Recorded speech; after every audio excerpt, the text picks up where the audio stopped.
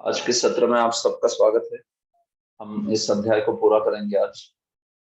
तो बचे हुए श्लोक जो है श्लोक संख्या 19 से लेके आगे उन श्लोकों की अभी चर्चा करेंगे आज के सत्र में। तो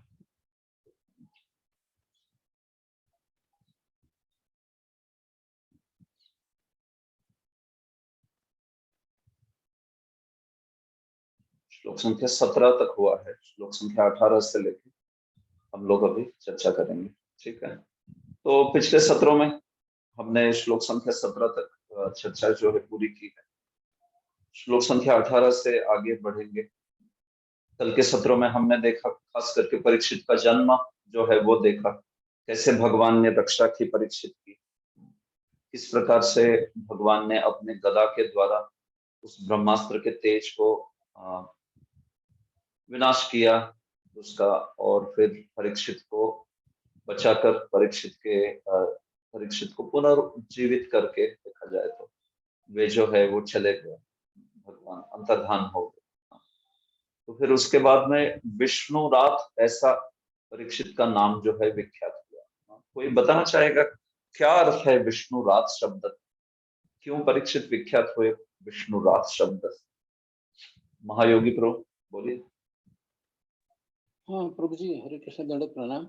तो विष्णु द्वारा उनको प्रदत्त किया गया था युधिष्ठिर को ये बालक, एक ये कारण था, और दूसरा विष्णु ने उनकी रक्षा की, ये दूसरा कारण था। बहुत अच्छे। विष्णु द्वारा प्रदत्त युधिष्ठिर को विष्णुना दत्तम अतः विष्णुदात, विष्णु रात। रात मतलब प्रदत्त या दत्त, या रात मतलब रक्षित। तो जो विष्णु द्वारा रक्षित हुए या विष्णु द्वारा जो दत्त हुए, विष्णु के द्वारा दिए गए, युधिष्ठिर को दिए गए, तो वो विष्णुरात। तो ये नाम था उनका विष्णुरात। जो नाम था उसके पीछे ये कारण है। वैसे ही परीक्षित उनका नाम है, उसके भी पीछे कारण है क्यों उनको परीक्षित कहते हैं। तो वो 30वें श्लोक में बोला है। ठीक है, 30वें श्लोक में परीक्षित उनको क्यों कहते हैं, क्यों नाम पड़ा, ये बताते हैं। पिछले 15-16 श्लोक में जो है वहां पे विष्णुरात क्यों नाम हुआ ये बताया। ठीक है, तो अभी आगे बढ़ते हैं हम लोग। अभी इस अध्याय को समाप्त करके ही रुकेंगे। ठीक है, उसके बाद में मैं फिर कुछ प्रश्नोत्तर भी करना चाहूंगा। तो थोड़ा हम लोग अभी इस अध्याय के बचे हुए श्लोकों को लेते हैं। ठीक है,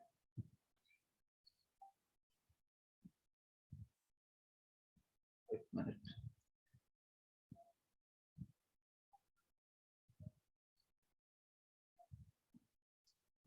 ठीक है, तो अभी अनुवाद जो है महायोगी प्रभु अभी अगले मतलब 18 से लेके पूरे 29 श्लोकों तक, 29 नहीं, हम लोग रुकेंगे 28 को। 28वें श्लोकों तक आप पढ़िए, फिर उसके बाद मैं किसी अन्य भक्त को पूछूंगा। ठीक है, यस प्रभु। ओके। अप्येष वंशान राजर्षिन् पुण्य श्लोकान महात्मनः अनुवर्तिता स्विद यशसा साधुवादेन सत्तमाः।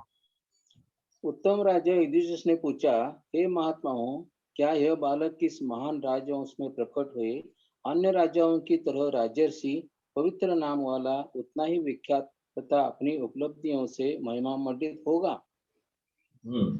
देखिए, परीक्षित के बारे में ब्राह्मणों ने, विप्रों ने कहा, जात कर्म आदि करने वाले सारे ज्योतिषी थे बढ़िया। तो उन्होंने कहा कि देखिए, हे युधिष्ठिर, न संदेह हो महाभाग, हे महाभाग युधिष्ठिर, आप इसमें कोई संदेह मत रखिए कि ये महाभागवतो महान, ये जो बालक है आगे चल के महान महाभागवत बनेगा।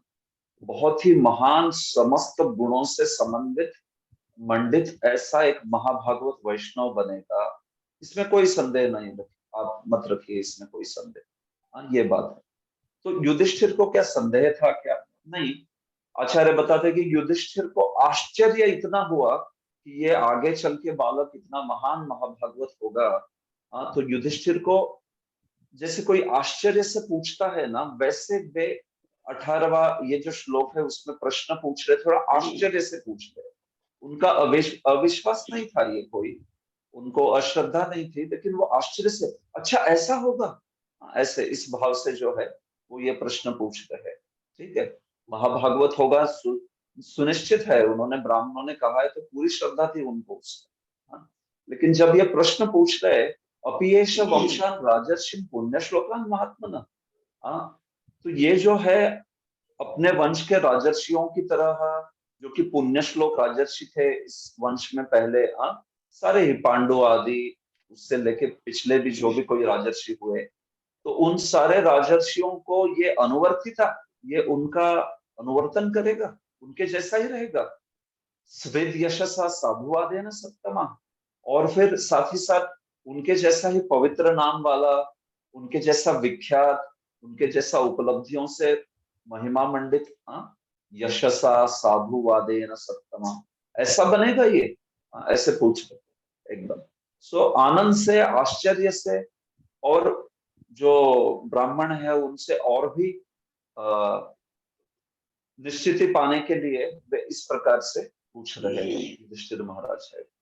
और भी एक चीज कही है श्रील जीव गोस्वामी ने कि महाभागवत होगा ये तो उनको पता चला, लेकिन वे जानना चाहते थे कि राज्य कैसा करेगा, ये भी जानना चाहते थे, क्योंकि अभी वो एकमात्र इस वंश का जो चिराग है, इस वंश का दीप है, वो परीक्षित ही होने वाला है। तो ये भी जानना चाहते थे कि ये क्या राजर्षियों का अनुगमन करेगा, ये राज्य आदि कैसे चलाएगा, सारे गुण वगैरह वैसे होंगे पिछले राजर्षियों के जैसे? हाँ, इस प्रकार से युधिष्ठिर का भाव है इस प्रश्न के पूछने में। समझ रहे आप, ये बात है। तो वो जानना चाहते थे कि कैसे ये राज्य आदि के कार्य में भी किस प्रकार से महाराज परीक्षित जो है, परीक्षित बालक ये जो है आगे चल के किस प्रकार से कार्य करेगा, इसलिए पूछ रहे। देखिए प्रभुपद कहते हैं, महाराज युधिष्ठिर स्वयं अपने पूर्वजों की प्रतिमूर्ति थे, और उनकी यह अभिलाषा थी कि उनके पश्चात जो भी राजा हो वह उनके महान पूर्वजों के समान हो। वे विद्वान ब्राह्मणों से यह जानकर प्रसन्न थे कि ज्योतिषीय गणना के अनुसार नवजात शिशु महाभागवत होगा, और वे व्यक्तिगत रूप से यह जानने के इच्छुक थे कि बालक अपने महान पूर्वजों का अनुगमन करने वाला होगा या नहीं। तो महाभागवत होगा ये तो बहुत अच्छा है, लेकिन चूंकि राजर्षि ना, राजा और ऋषि, तो ये तो ऋषि तो होने ही वाला है निश्चित महाभागवत, लेकिन राजा कैसे बनेगा, किस प्रकार का राज्य? वो क्या अपने पूर्ववर्ती राजाओं की तरह रहेगा, जो कि सारे, कुरुवंश के, आप जानते हो कुरुवंश के महान राजा जो है सारे, ये पांडव के पिछले जो राजा है सारे ही, पांडु से लेके पीछे भी जो भी कोई सारे राजा हुए, भरत आदि सब, तो उनके जैसा होगा ये बात पूछी जा रही है। ठीक, तो प्रभुपाद जी बोलते हैं देखिए क्यों ऐसा युधिष्ठिर पूछ रहे हैं, क्योंकि यही राजतंत्र की शैली है। शासन चलाने वाले को राजा, शासन चलाने वाले राजा को पुण्यात्मा, उदार भगवत भक्त तथा दुष्टों के लिए साक्षात भय होना चाहिए, और साथ ही साथ उसे अबोध जनता के ऊपर राज्य करने हेतु समान रूप से योग्य उत्तराधिकारी भी छोड़ जाना चाहिए। इसलिए युधिष्ठिर पूछ रहे, केवल यहाँ तक आपकी जिम्मेदारी नहीं, अगर आप कोई सम्राट हो, राजा हो, तो केवल इतनी जिम्मेदारी नहीं है कि आपने बढ़िया राज्य किया कर, लेकिन आपको शायद महायोगी प्रभु आप म्यूट पे नहीं हो, आप म्यूट पे रखिए, या अन्य कोई जो भी कोई नहीं है म्यूट। ठीक है, तो मैं ये बोल रहा था कि एक जिम्मेदारी वहां पे अंत नहीं होती कि अच्छा राज्य किया कर, उसको उत्तराधिकारी भी देना पड़ता है। हाँ, खास करके जो महान राजा है, सम्राट है, उत्तराधिकारी राज्य का देके जाना है उसको बढ़िया से, तो ये भी एक जिम्मेदारी है। इसलिए पूर्व काल के राजा आदि संतान के प्रति मतलब एक पुत्र के प्रति इतने लालसा क्यों रखते थे, क्योंकि उनको वो भी एक जिम्मेदारी होती थी ना। केवल ऐसे नहीं कि संतान चाहिए केवल गृहस्थाश्रम की उन्नति के लिए, नहीं, मुद्दा यह है कि उनकी तो जिम्मेदारी है, कोई उनको उत्तराधिकारी देके जाना है। हाँ, तो इसीलिए आप देखते हैं कि चित्रकेतु जैसा राजा भी इतना संतान प्राप्ति की लालसा थी, इतनी सारी पत्नियां बनाई, तो भी लेकिन उसको कोई संतान प्राप्त नहीं हुई, क्योंकि वो तो एक पवित्र कर्तव्य था उसका, एक राजा का उत्तराधिकार जो है किसी अन्य पात्र पुत्र को देके जाना। ये तो इस प्रकार के भाव से युधिष्ठिर यहाँ पे पूछ रहे कि राज्य कैसा करेगा, राज्य के प्रति पिछले राजर्षियों के जैसे गुण प्रदर्शित करेगा कि नहीं करेगा। ये बात। तो प्रभुपाद जी इसका फिर आज की घड़ी के साथ थोड़ा विरोधाभास भी करते हैं। आज देखेंगे तो क्या है, ऐसे आज के प्रशासक शूद्र गुणों से व्याप्त है सारे, और ऐसे प्रशासक प्रतिदिन आपस में लड़ते रहते हैं। प्राय दलों तथा समूहों के स्वार्थ के कारण मंत्रिमंडल में परिवर्तन होते रहते हैं। हाँ, आज की महाराष्ट्र की जो घड़ी है, आज महाराष्ट्र की राजनीति में, तो ये तो आप सब तुरंत उसको याद किए होंगे कि यही प्रभुपाद जी समझा रहे हैं कि नहीं। दलों तथा समूहों के स्वार्थ से मंत्रिमंडल में परिवर्तन होते रहते, लड़ते रहते अपने में। हाँ, बागी कुछ बागी ग्रुप है, आते रहते हैं अलग अलग प्रकार के। इस प्रकार से प्रभुपाद जी कहते कोई भी व्यक्ति राजनैतिक जीवन से तब तक निवृत्ति नहीं लेता जब तक उसे ठोकर मारकर बाहर नहीं किया। ये है एक्चुअली युधिष्ठिर जैसे राजा, आप देखिए 36 साल राज्य करने के बाद स्वयं से त्याग दिए। जैसे ही सुना श्री कृष्ण जो है इस जगत से अंतर्धान हो गए, बस उसी क्षण निर्धारित कर दिया कि मैं अभी ये राज्य में नहीं रहना चाहता। भगवान ने मुझे जिम्मेदारी थी, वो मैंने, भगवान जे जब तक है तब तक उसको निभाया। अभी भगवान चले गए, मैं भी चला जाना चाहता हूँ। तो फिर अब जानते हो कि राज्य त्याग करके युधिष्ठिर पांडव सभी चले गए। और उसके पहले उन्होंने उत्तराधिकारी भी दिया था परीक्षित के रूप में। तब तक परीक्षित युवराज थे, और फिर उसके बाद में उनको राजा बनाया। हाँ, तो ये है आज की घड़ी कि वो कोई राजनीति छोड़ना ही नहीं चाहता, मरने तक। हाँ, अभी वो हमारे महाराष्ट्र में कहावत है कि आधी लकड़ियां स्मशान में चली गई है उसकी। ऐसे कहते हैं, आधी लकड़ियां स्मशान में पहुंच गई, आधी बची है, तो भी वो छोड़ना नहीं चाहता राजनीति। वहीं पे ही पड़ा है राजनीति में। ये कोई अच्छी बात नहीं है। पुराने सम्राट राजाओं को उदाहरण देना चाहिए, युधिष्ठिर आदि वगैरह। तो हमारे जीवन में भी कोई पद से बहुत आसक्त नहीं रहना चाहिए। इसको आप परिवार में लगाइए, इसको आप सेवाओं में लगाइए, इसको आप हर क्षेत्र में लगाइए। हाँ, आप आपका रोल निभाइए, भूमिका निभाइए, और एक समय बाद ना युवा युवा पीढ़ी को दे दीजिए आगे। कितनी देर तक आप चिपके रहोगे उस चीज से? नहीं, हमसे काबिल, हमसे ज्यादा निष्णात युवा पीढ़ी अगर कोई कर पा रही उसको, तो उसको देखे आगे बढ़ना चाहिए। नहीं तो फिर ठोकर मार के निकालने की आफत आ जाती है। ऐसे होता है। तो ये हर चीज पे ध्यान रखिए, परिवार में भी। गृहस्थ में माता पिता ने अपने जीवन में जिम्मेदारी वगैरह संभालनी चाहिए। जहां पे पुत्र और पुत्र वधु आ जाए, फिर घर की जिम्मेदारी जो है उनके ऊपर दे दीजिए, और स्वयं जो है थोड़ा सा वानप्रस्थ जैसा एटीट्यूड ले लीजिए। नहीं तो आप अगर जीवन के अंत तक परिवार को कंट्रोल करना चाहते हो, तो फिर क्यों पुत्र वधु माता पिता इनमें झगड़े नहीं होंगे? क्योंकि ये सिद्धांत के विरुद्ध है। पंचशोर्ध्वम वनम व्रजेत, ठीक है, फिर 50 में नहीं हो रहा, 60 में तो करो। अनासक्त होते चलना चाहिए अब। वो जो पुत्र वधु है, पुत्र है, उनको सम्राट और सम्राज्ञी बनाइए परिवार का, आगे आप मत बने रहिए। तो ये हमारे शास्त्र का सिद्धांत है। ये अगर पालन करेंगे जीवन में, तो काफी सारे झगड़े वगैरह खत्म हो जाएंगे। हाँ। लेकिन मुद्दा ऐसा होता है कि हर कोई अपना ही जो प्रमुख का पद है उसको छोड़ना नहीं चाहता अंत तक। युवा पीढ़ी अभी तैयार है तो भी नहीं छोड़ना चाहता, तो फिर पीड़ा होती है फिर उसमें। हाँ, ये बात है। तो प्रभुपाद जी इसी को समझो। ठीक है। ब्राह्मणा ऊचुः पार्थ प्रजापिता साक्षात् इक्ष्वाकुरेव मानव ब्रह्मण्य सत्य संभश्च रामो दाशरथिर्यथा यथा।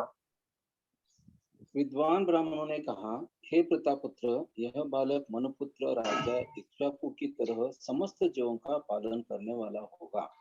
और जहाँ तक ब्राह्मणी सिद्धांतों के पालन की बात है, विशेष रूप से अपने वचन का पालन करने में यह महाराज दशरथ के पुत्र भगवान श्री राम जैसा दृढ़ प्रतिज्ञ होगा। ठीक है। तो देखिए अभी 19 से लेके 27 तक ऐसे ही श्लोक चलेंगे। हाँ, प्रजा के रक्षण में वो इक्ष्वाकु के जैसा होगा, और सत्य संध होने में वो राम की तरह होगा, दान करने में इसके जैसा होगा, पराक्रम में उसके जैसा होगा। इसी टाइप के सारे श्लोक चलने वाले। ठीक है। तो इस श्लोकों की श्रृंखला को मैंने जैसे कल कहा, मैं थोड़ा फास्ट जा रहा हूँ इसमें, क्योंकि सारे ही कैरेक्टर को प्रभुपाद जी ने, सारे ही जो ये पर्सनालिटीज है, व्यक्तित्व है, इनका परिचय देते चले गए प्रभुपाद जी। तो ऐसे ये लंबे लंबे तात्पर्य है, लेकिन तो भी इसमें कोई कठिन चीज नहीं है। कथा बता दी है, इक्ष्वाकु कौन थे, राम कौन थे। हाँ, तो अभी हम में से राम कौन नहीं जानता, श्री राम, दशरथी राम, हम सब जानते हैं। तो वो चीज जो है प्रभुपाद जी ने की है, परिचय करते चले गए हर एक का। ठीक है, तो देखिए, प्रजा प्रजा की रक्षा करने में ये साक्षात इक्ष्वाकु की तरह होंगे। तो आप जानते हैं, प्रभुपाद जी समझाते हैं कि महाराज परीक्षित प्रजा की रक्षा के प्रति कितने सजग थे। हाँ, एक बार आगे कथा आएगी, वो आप जानते ही हो, जब एक शूद्र जो है, एक गौ, हाँ, गाय और बैल को पीड़ा दे रहा था। वो तो धर्म और पृथ्वी ही थे, और साक्षात व्यक्ति के रूप में कली ही था। तो वो जब गाय और उस बैल को प्रताड़ित कर रहा था, उन पर प्रहार कर रहा था, तो इतने क्रोधित हो गए, क्योंकि वो प्रजा है ना उनकी। तो परीक्षित इतने क्रोधित हो गए कि वहीं पे उसका शिरच्छेद करना चाहते, वही के वही। हाँ, जबकि वो गाय और बैल इन पे अत्याचार कर रहा है, कोई कहेगा, कोई मनुष्य पर नहीं, लेकिन प्रजा उसको कहते हैं। जो आपके राज्य में जन्म लेता है उसको प्रजा कहते हैं। हाँ, प्रकृष्ट रूपेण जायते इति प्रजा, ऐसा है। तो इसलिए उन्होंने प्रजा की कैसे रक्षा की, इसमें प्रभुपाद जी वो मुद्दा लेके आ रहे हैं, कलयुग को दंडित करने का। क्यों? क्योंकि उसमें धर्म तथा भूमि जो है वो प्रजा का प्रतीक करके वहां पे स्वीकार किए। ठीक, आगे बात करते हैं इक्ष्वाकु की। आप जानते हो, इक्ष्वाकु जो है वैवस्वत मनु के पुत्र है। हाँ? ब्रह्मा जी जो है उनके पुत्र के रूप में, उनके पुत्र के रूप में विवस्वान जो है, सॉरी, ब्रह्मा जो है उनके इस एक दिन में 14 मनु होते हैं। हाँ? और जो मनु है उनके पुत्र, वैवस्वत मनु के पुत्र महाराज इक्ष्वाकु, उनकी बात हो, वैवस्वत मनु के पुत्र जो है वो महाराज इक्ष्वाकु। वो स्वयं वैवस्वत मनु जो है वो तो विवस्वान के पुत्र है, आप जानते हैं। तो विवस्वान, मनु और फिर इक्ष्वाकु। तो ये जो इक्ष्वाकु है, ये प्रजा के रक्षण के लिए बड़े प्रसिद्ध थे, क्योंकि इन्होंने उनके जो उनका जो राज्य है उसमें प्रभुपाद जी कहते हैं कि उन्होंने मांसाहार को प्रतिबंधित किया था। कोई भी पशु की हत्या करना पूरी तरह से दंडनीय था। हाँ, उनके राज्य में, उनका वो तो सम्राट थे। तो पूरा ही जो पृथ्वी है उस पर वो कोई पशु की हत्या नहीं होने देते थे, बिल्कुल। तो महाराज इक्ष्वाकु जो ये इस प्रकार से वैवस्वत मनु जो है, उनके 10 पुत्र थे, उसमें से एक थे, और प्रजा के पालन के लिए बड़े ही सुप्रसिद्ध थे। इसलिए उनकी तुलना, महाराज परीक्षित की तुलना इक्ष्वाकु के साथ की जा रही है। हाँ, तो यहाँ पे आप पढ़ सकते हो, ये कुछ चीजें भी दी है इक्ष्वाकु के बारे में, बताया है, इन चीजों को आप देखिए। आगे भगवान श्री राम की बात करते हैं तो। भगवान श्री राम का आप तो सब जानते हो, भगवान श्री राम कैसे सत्य संध थे, सत्य संकल्प थे, सत्यवादी थे। जो भी उन्होंने आश्वासन, मतलब जो भी आज्ञा पिता के द्वारा दी गई, उस आज्ञा का स्वीकार करके वे जो है वनवास के लिए चले गए। तो पूरा रामायण लिख दिया है प्रभुपाद जी ने 2 पैराग्राफ में। पूरा एंटायर जो रामायण का एपिसोड है वो यहाँ पे समझा दिया है, किस प्रकार से वे जो है लंका चले गए, और फिर वो ये सब वन चले गए, फिर उसके बाद लंका आदि आदि आदि सब कुछ बताया। 2 पैराग्राफ में पूरा रामायण लिखा जा सकता है कि नहीं?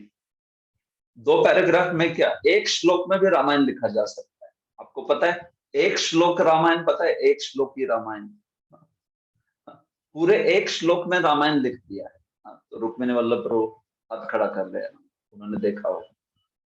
तो एक ही श्लोक में पूरा रामायण है। आदौ राम तपोवनादिगमनं हत्वा मृगं कांचनं वैदेही हरणं जटायुमरणं सुग्रीव संभाषणं वाली निग्रहणं समुद्रतरणं लंकापुरी दाहनं पश्चाद रावण कुंभकर्ण हननम एतद्धि रामायणम। बस हो गया। आदौ राम तपोवनादि गमनम, प्रारंभ में राम तपोवन में चले गए। हत्वा मृगम कांचनम, वहां पे एक कांचन मृग को मार दिया। वैदेही हरणम, वैदेही देवी सीता का हरण हुआ। जटायु मरणम, जटायु मारा गया। सुग्रीव संभाषणम, सुग्रीव के साथ संभाषण हुआ। वाली निग्रहणम, वाली जो है उसका निग्रह किया। समुद्र तरणम, समुद्र को पार किए सेतु बांध के। लंकापुरी दाहनम, लंकापुरी आदि में दहन हुआ। पश्चात रावण कुंभकर्ण हननम, और उसके पश्चात अंत में रावण कुंभकर्ण सारे मारे गए। एतत् ही रामायणम, फिनिश्ड। ऐसे तो वैसे प्रभुपाद जी ने 2 पैराग्राफ में यहाँ पे रामायण लिख दिया है पूरा। तो ये आप देख लीजिए उसको, ठीक है, हम लोग जाएंगे। एष दाता शरण्यश्च यथा ह्यौषि नरः शिभिः यशो वितनिता स्वानाम दौशन्तीरिव यज्वनाम। यह बालक सुप्रसिद्ध उच्चनर नरेश शिवी की तरह उदार दानवीर तथा शरणागतों का रक्षक होगा। यह अपने कुल के नाम तथा यश को उसी प्रकार फैला देगा जिस प्रकार महाराज दुष्यंत के पुत्र भरत ने किया था। ठीक है, तो देखिए, दानवीर तथा शरणागतों की रक्षा करने में वो शिबी की तरह होगा। तो शिबी आप जानते हो, बचपन में हम कथा सुने थे शिबी की, सारे ही हम बचपन से ही। दूसरी कक्षा में मैंने शिबी की कथा सुनी थी पहली बार। शिबी राजा जो है एकदम बढ़िया, हमारे पुस्तकों में पुस्तक में वो कथा जो है वो थी। तो ये शिबी जो है बड़ा प्रसिद्ध राजा हुआ, शरणागतों की खास करके सुरक्षा प्रदान करने में वो प्रसिद्ध कथा है। इंद्र जब बाज बन के और अग्नि जो है कबूतर बन के उनके पास आता है उनकी परीक्षा करने के लिए। तो वो जो बात है प्रभुपाद जी ने भी यहाँ पे समझाई है उनके बारे में। प्रभुपाद जी और भी जानकारी देते हैं। देखिए, आदि पर्व में इनका वर्णन आया है बहुत कुछ, जिनको पढ़ना है वो आदि पर्व देखे और भी विस्तार से। महाराज शिबी इतने दानी थे कि स्वर्गलोक में वो प्राप्त अपना स्थान ययाति को देना चाहते, लेकिन ययाति ने उसे स्वीकार नहीं किया। ययाति अष्टक तथा अन्य महर्षियों के साथ स्वर्गलोक चले। तो इतने दानी थे शिबी कि स्वर्गलोक में प्राप्त स्थान भी वो ययाति उनके मित्र जो है उसको देना चाहते। ययाति और शिबी काफी घनिष्ठ मित्र थे। तो मतलब वैसा भाव था उनका, किसी प्रकार की चीज की लालसा ही नहीं थी। यहाँ तक कि आगे चल के जब इंद्र बाज के रूप में आता है, देखिए प्रभुपाद कहते हैं एक बार स्वर्ग के राजा इंद्र ने बाज का रूप धारण किया और अग्निदेव ने कबूतर का रूप धारण, और इससे वो उनकी दानशीलता की रक्षा करना, दानशीलता की परीक्षा करना चाहते, खास करके शरणागत के प्रति कितने सजग है उसकी परीक्षा करना चाहते। तो फिर आप जानते हो कि स्वयं का मांस काट के देने के लिए तैयार हो गए उस कबूतर के उस बाज को शांत करने के लिए। अंत में वो कितना भी अपने शरीर से मांस काट के दे रहे थे, वो जो पलड़ा है, वो पलड़ा वो भर ही नहीं रहा था। तो फिर अंत में खुद ही बैठ गए। उन्होंने निर्धारित किया कि ये शरणागत है, मेरे पास आया है कबूतर, कि मैं उसकी रक्षा करूं करके, तो ठीक है, मैं स्वयं का त्याग करके, देह त्याग करके भी इसकी रक्षा करूंगा। तो वो भाव था उनका उस प्रकार का। फिर तुरंत वहां पे राजा मतलब जो इंद्र है वो प्रकट हुए, अग्निदेव प्रकट हुए अपने मूल रूप में, और उन्होंने फिर शिवी को बहुत आशीर्वाद दिए। ये बात है। दौशंती, दुष्यंत राजा की भी बात हो रही है।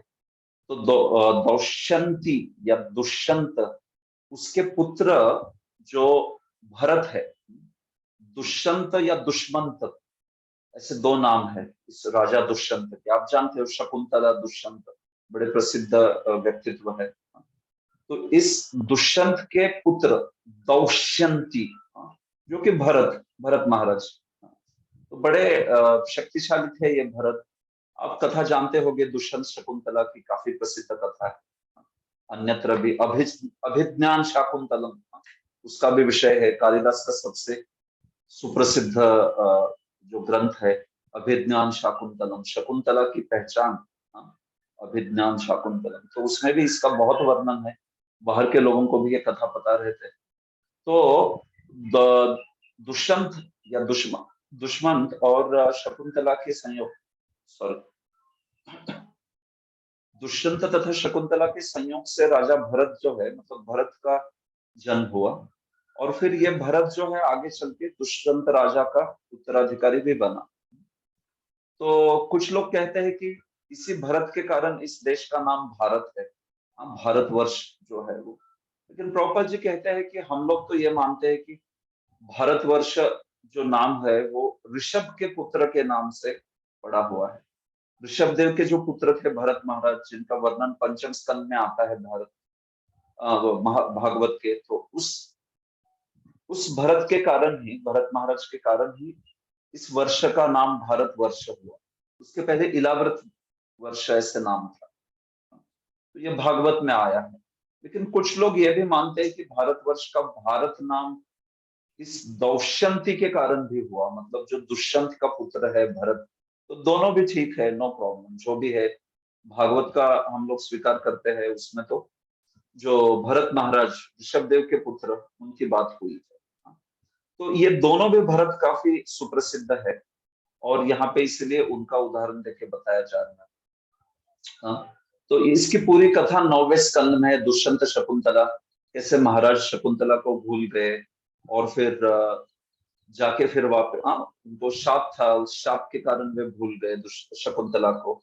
लेकिन फिर शकुंतला जब उनके दरबार में चली गई अपने पुत्र को लेके, तो फिर वहां पे आकाशवाणी होने के बाद फिर दुष्यंत राजा ने भरत को और शकुंतला को स्वीकार, और फिर आप जानते हैं कि भरत जो है फिर उत्तराधिकारी बन गया दुष्यंत राजा।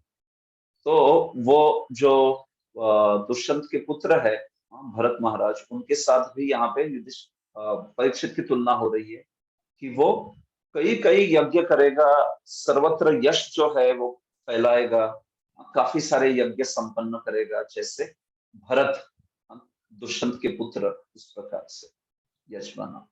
आगे, धन्विनाम अग्रणीरेश तुल्यश्चार्जुन योर्द्वयोः हुताशैव दुर्धर्षः समुद्र इव दुस्तरः। महान धनुर्धर में यह बालक अर्जुन के समान होगा।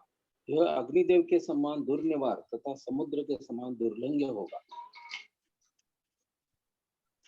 धनुर्धर की बात आती है जहां तक, तो ये बालक इतना श्रेष्ठ धनुर्धर बनेगा कि क्या कहा है, तुल्यश्च अर्जुन योः द्वयोः, ये दो अर्जुनों के तुल्य होगा। दो अर्जुनों की, भाई कौन से दो अर्जुन? एक है फाल्गुनी, मतलब अर्जुन पांडवों में से, और दूसरे कार्तवीर्य। हाँ, देखिए है नाम के बड़े प्रसिद्ध थे वो, हाँ, है नाम से कार्तवीर्य अर्जुन, और हमारे जो अर्जुन पांडव अर्जुन है वो फाल्गुनी अर्जुन, कुंती पुत्र अर्जुन। तो दोनों भी धनुर्धर करके प्रसिद्ध थे। तो ये बालक जो है उनके प्रकार का, हाँ, उस स्तर का धनुर्धर बनेगा। आप जानते हैं कि अर्जुन कितने निष्णात थे धनुर्विद्या में। हाँ, वैसे ये कार्तवीर्य अर्जुन भी बहुत निष्णात थे। तो उस प्रकार का धनुर्विद्या विद्या का कुशलत्व जो है, कुशलता जो है, इन परीक्षित के महाराज होगी, के पास होगी। हाँ, तो प्रभुपाद जी ने देखिए अर्जुन का परिचय दिया है। हाँ, बड़ा बढ़िया से अर्जुन का जीवन जो है वो बताया है, महाभारत के आधार पे, कुछ भागवत के आधार आदि पर। हाँ, तो अब देखिए इसको, अर्जुन का पूरा ही इतिहास, अर्जुन, फिर उनका विवाह, उनकी 4 रानियां, सब कुछ, द्रौपदी, सुभद्रा, चित्रांगदा, उलूपी, ये सारे उनके पुत्र, पुत्रों के नाम, ये सब कुछ दिया है। द्रोणाचार्य के साथ उनका संबंध आदि, ये सारी महाभारत की कथा आप जानते ही हो। अगर नहीं जानते हो तो पढ़ लीजिए फिर इसको, पूरा ही महाभारत से इसको दिया है, विस्तार से दिया है उन्होंने अर्जुन का जीवन जो है, पूरा परिचय अर्जुन का। देखिए कितना बड़ा तात्पर्य लिखा है, पूरा अर्जुन का गुणगान कर रहे हैं इसमें एकदम। तो ये लिटरली महाभारत से काफी सारी जानकारी जो है वो दी है। तो अगर आपने महाभारत भी नहीं पढ़ा हो किसी ने, तो भी यहाँ पे प्रभुपाद जी के द्वारा दिया गया ये अर्जुन का परिचय पढ़ लीजिए। बहुत सारी चीजें आपको अर्जुन के बारे में पता चल जाएगी, उन्होंने क्या क्या पराक्रम किया आदि सब कुछ। ठीक है, ये बात है।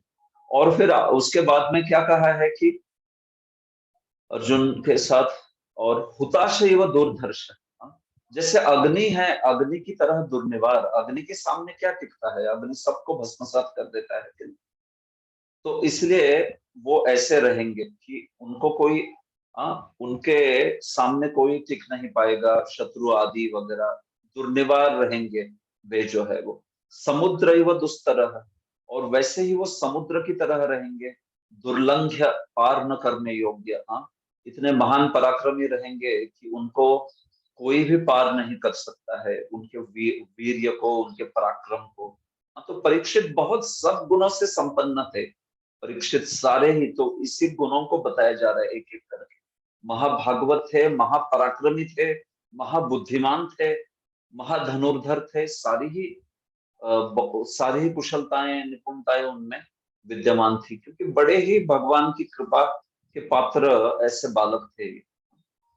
आगे, मृगेंद्र इव विक्रांतो निषेव्यो हिमवान इव तितिक्षुर वसुधेवासो सहिष्णु पितरा विव। यह बालक सिंह के समान बलशाली तथा हिमालय के समान आश्रय प्रदान करने वाला होगा। यह पृथ्वी के समान क्षमामान तथा अपने माता पिता के समान सहिष्णु होगा। तो देखिए, मृगेंद्र एव विक्रांतो, हाँ, पशुओं में सिंह बड़ा प्रसिद्ध है। हाँ, तो शक्तिशाली होता है सबसे सिंह जो है, तो उस सिंह के साथ में इनकी तुलना की जा रही। निषेव्यो हिमवान इव, और वो वैसे ही समृद्ध रहेंगे, शरण ग्रहण करने योग्य रहेंगे जैसे हिमवान, हिमालय है। हाँ, वसुधा यानी पृथ्वी की तरह उनकी तितिक्षा होगी, और सहिष्णुता माता पिता की तरह होगी। हाँ, खास करके कोई भी माता पिता बड़े सहिष्णु होते हैं। हाँ, तो उनके जैसी उनकी सहिष्णुता होगी, ऐसे बताया जा रहा है। तो प्रभुपाद जी कहते हैं तात्पर्य में, सिंह जो है वो बड़ा शक्तिशाली होता है। प्रभुपाद जी ने काफी अच्छे वचन कहे हैं यहाँ पे। देखिए, जब कोई अपने शत्रु का पीछा करने में अत्यंत प्रबल होता है तो उसकी तुलना सिंह से की जाती है। प्रभुपाद क्या कहते हैं, मनुष्य को घर में मेमना बने रहना चाहिए, किंतु शत्रु का पीछा करते समय उसे सिंह जैसा होना चाहिए। हमारा हमारा उल्टा होता है, हम घर में सिंह रहते हैं, बाहर मेमने की तरह होते हैं, है कि नहीं ऐसे। या फिर कभी कभार मैं ये समझा रहा था तो मुझे एक गृहस्थ प्रभु जी बोले, अरे प्रभु नहीं, घर में भी हम मेमना ही रहते। ऐसे कहा। हाँ, तो मनुष्य को घर में मेमना बने रहना चाहिए। अंग्रेजी की बड़ी प्रसिद्ध कहावत है, आप जानते हो, lamb at home and a lion at chase. ऐसे बोलते हैं, lamb at home and a lion at chase. तो प्रभुपाद जी काफी बार इसको उद्धृत करते थे, इस कहावत को, कि हमें we should be like lamb at home. Lamb मतलब घर में मेमने की तरह होना चाहिए, लेकिन अ लायन एट चेस, लेकिन बाहर जो है सिंह की तरह गर्जना करनी चाहिए। क्या अर्थ है इसका? वैष्णवों के सामने हमने इतना विनम्र होना चाहिए, वैष्णवों के सामने। हाँ, वैष्णव के सामने सिंह की तरह गर्जना मत कीजिए, उनके सामने मेमने की तरह सम्मान देके विनम्र रहना चाहिए। और प्रचार में, बाहर भौतिक जगत में, वहां पे गर्जना करो ना जोरदार। हाँ, भगवान के गुणगान गाइए, नास्तिकों का खंडन कीजिए, वहां पे एकदम सिंह की तरह गर्जना करनी चाहिए बाहर। नहीं तो वैष्णव जो है उनके सामने सिंह की तरह, उनको डरा रहे बड़ी बड़ी गर्जना करके, और बाहर जो है, बाहर वाले कुछ बोलते तो चुप एकदम, कुछ नहीं उसके सामने बोलेंगे, ऐसा नहीं होना चाहिए। तो यही प्रभुपाद जी बता रहे हैं, बढ़िया, बहुत अच्छी प्रैक्टिकल चीज कह रहे हैं। सिंह कभी भी पशु को पकड़ने में असफल नहीं होता। शायद ये सतयुग का सिंह होगा, क्योंकि पशु को पकड़ने में असफल नहीं होता, प्रभुपाद जी लिख रहे हैं। वैसे देखा जाए तो सिंह काफी बार असफल होता है पकड़ने में। अगर आप देखोगे तो सिंह 30% बार फेल होता है, ऐसे कहते हैं। जब पशु को शिकार करनी है तो उसमें 30% फेल होता है, लेकिन हाँ, मतलब मुद्दा है कि सबसे शक्तिशाली होता है। और हो सकता है पिछले युगों के सिंह ऐसे ही होंगे, सिंह कलयुग में सिंह भी बेकार हो, 30-40% फेल होते हैं शिकार में, और 60% ही एटलीस्ट, जो भी है वैज्ञानिक लोग उनके हिसाब से इस प्रकार से स्टैटिस्टिक्स मिलती है। और देखा भी जाता है, हम बचपन में तो हम लोग सब देखते थे नेशनल जियोग्राफिक आदि, तो उसमें दिखता था कि सिंह कितनी बार फेल होता है जो शिकार है उसमें। लेकिन मुद्दा वही है प्रॉपर जी का, कि सिंह जो है वो बड़ा सबसे शक्तिशाली है। वैसे ये व्यक्ति जो है परीक्षित सिंह के जैसा होगा। हाँ, तो ये एक आदर्श सिंह की बात हो रही है। हाँ, हिमालय की तरह ये शरण ग्रहण करने योग्य होगा। क्यों हिमालय की तरह? देखिए, हिमालय पर्वत अपनी समृद्धि के लिए विख्यात होता है। तो अपनी समृद्धि की वजह से हिमालय में कंदराएं हैं, भोजन ग्रहण करने हेतु उत्तम फलदार वृक्ष है, हाँ, बहुत शुद्ध जल है। तो इसलिए सब लोग जो है, साधु लोग वगैरह, पहले हिमालय में हिमालय का शरण जो है वो ग्रहण करते। तो इसलिए शरण ग्रहण करने में हिमालय के जैसा कहा है। समृद्धिवान है हिमालय। वैसे परीक्षित जो है समृद्धिवान रहेंगे, सबको, सबकी आवश्यकताओं को पूरा कर सकते हैं। वैष्णव भी उनका आश्रय ले सकते हैं, और जो साधारण लोग हैं वो भी आश्रय ले सकते हैं। सबके लिए वे जो है आदर्श है। इस प्रकार से आगे प्रभुपाद जी कहते हैं कि पृथ्वी जो है सबके उत्पातों को सहती रहती है, और एक माता की तरह छोटे बालक को जैसे क्षमा करती है माता, वैसे पृथ्वी सबको क्षमा करती रहती है। पृथ्वी का गुण है, देखिए, तितिक्षा का। तितिक्षा और सहिष्णुता में अंतर है। क्या अंतर है? तितिक्षा कहा है माता पृथ्वी की तरह, और सहिष्णुता कही है माता पिता की। तो देखिए, तितिक्षा में व्यक्ति क्षमा कर देता है, हाँ? तितिक्षा में क्षमा कर देता है, सहिष्णुता में केवल सहन करने का बोध है, हाँ? माता पिता जैसे अपने पुत्र के अपराध सहन कर लेते हैं, हाँ, कभी क्षमा करे भी, कभी ना भी करे, हो सकता है, लेकिन सह लेते हैं वो, हाँ, कुछ कहते नहीं। तो सहिष्णुता में बोध है केवल सहन करने का, लेकिन जो तितिक्षा है उसमें बोध है क्षमा भी कर देते हैं, हाँ? तो जैसे पृथ्वी जो है कभी अपराध लेती ही नहीं जीवों का, हाँ, ऐसे। ऑफ कोर्स कोई बहुत ही आसुरी है तो फिर पृथ्वी पे भार हो जाता है ऐसे लोगों का, तो इसलिए भगवान ही उस भार को हरण कर लेते हैं। लेकिन पृथ्वी का वो क्षमाशीलता ही है, वो पृथ्वी का बहुत बड़ा गुण है, हाँ, इसलिए उनको तितिक्षा कहा है। और परीक्षित जो है ऐसे तितिक्षावान होंगे, और साथ ही साथ सहिष्णु भी होंगे। जैसे माता पिता बच्चे के प्रति सब कुछ सहन कर लेते है क्या नहीं? कभी कभी हम लोग देखते हैं कि इस जगत में पुत्र वगैरह कैसा व्यवहार करते हैं, या शिशु कैसा व्यवहार करते हैं, लेकिन एक्चुअली वो माता पिता का स्वभाव ही ऐसा होता है। वो जो भी है, जैसा भी है, वो पुत्र और अपने पुत्री के प्रति प्रेम ही रहता है, हाँ? हम सब ने देखा है, हमारे जीवन में अनुभव करते हैं कि माता पिता का उस प्रकार का ही स्वभाव रहता है।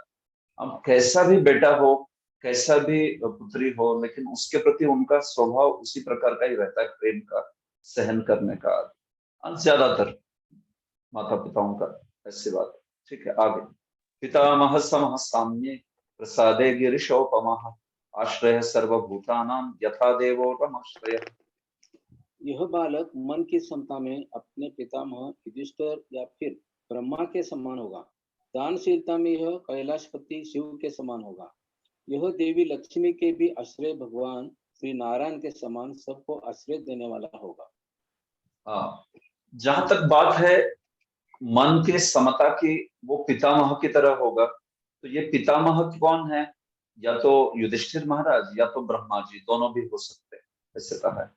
प्रसाद है गिरीशोपमा, और बहुत जल्दी प्रसन्न होने वाला होगा। प्रसाद बहुत जल्दी, कृपालुता जो है उनमें बहुत रहेगी। जैसे गिरीश है, गिरीश आप जानते हो, भगवान शिव जो है बड़े जल्दी प्रसन्न हो जाते हैं। आशुतोष है, हम बहुत कुछ करना नहीं पड़ता शिव जी को प्रसन्न करने के लिए। आशुतोष है, बड़े जल्दी प्रसन्न हो जाते हैं। तो वैसे ये भी शिव जी की तरह प्रसाद, मतलब कृपालुता प्रदान करने में बहुत जल्दी कृपालुता प्रदान करेंगे। आश्रय सर्वभूतानाम यथा देवो रमाश्रय, और सब जीवों के लिए आश्रय बनेंगे ये, जैसे भगवान रमाश्रय, मतलब जो रमा जी के आश्रय भगवान विष्णु है, नारायण है, उनकी तरह ये भी सारे जीवों को अपने पास आश्रय देंगे। तो युधिष्ठिर के साथ या ब्रह्मा जी के साथ पितामह के साथ कुल तुलना क्यों की गई है? क्योंकि देखिए, पितामह जो है ब्रह्मा, सबकी निंदा, कभी कभार गोपियों की निंदा आलोचना जो है उसको भी सहन करते हैं। साम्य, हाँ, ब्रह्मा जी का साम्य किसने कहा है? कि ब्रह्मा जी सृष्टा है इस जगत के, और सृष्टा होने के कारण उनको कभी कभी बहुत कुछ आलोचना भी सहनी पड़ती है, लेकिन तो भी ब्रह्मा उसको सहन करते रहे। हाँ। हालांकि इस विश्व में सबसे प्रमुख जीव है, लेकिन तो भी आलोचना सहते रहते हैं। जैसे गोपियों ने भी ब्रह्मा जी की आलोचना की, किस प्रकार के नेत्र बनाए हैं जो भगवान को निरंतर रूप से नहीं देख पाते हैं। तो ये भी हुए, अन्य भी लोग हुए, असुर भी कभी ब्रह्मा जी की निंदा करेंगे या अन्य कोई करेगा। कभी कभी कोई देवताओं को भी ब्रह्मा जी से प्रॉब्लम रहता है।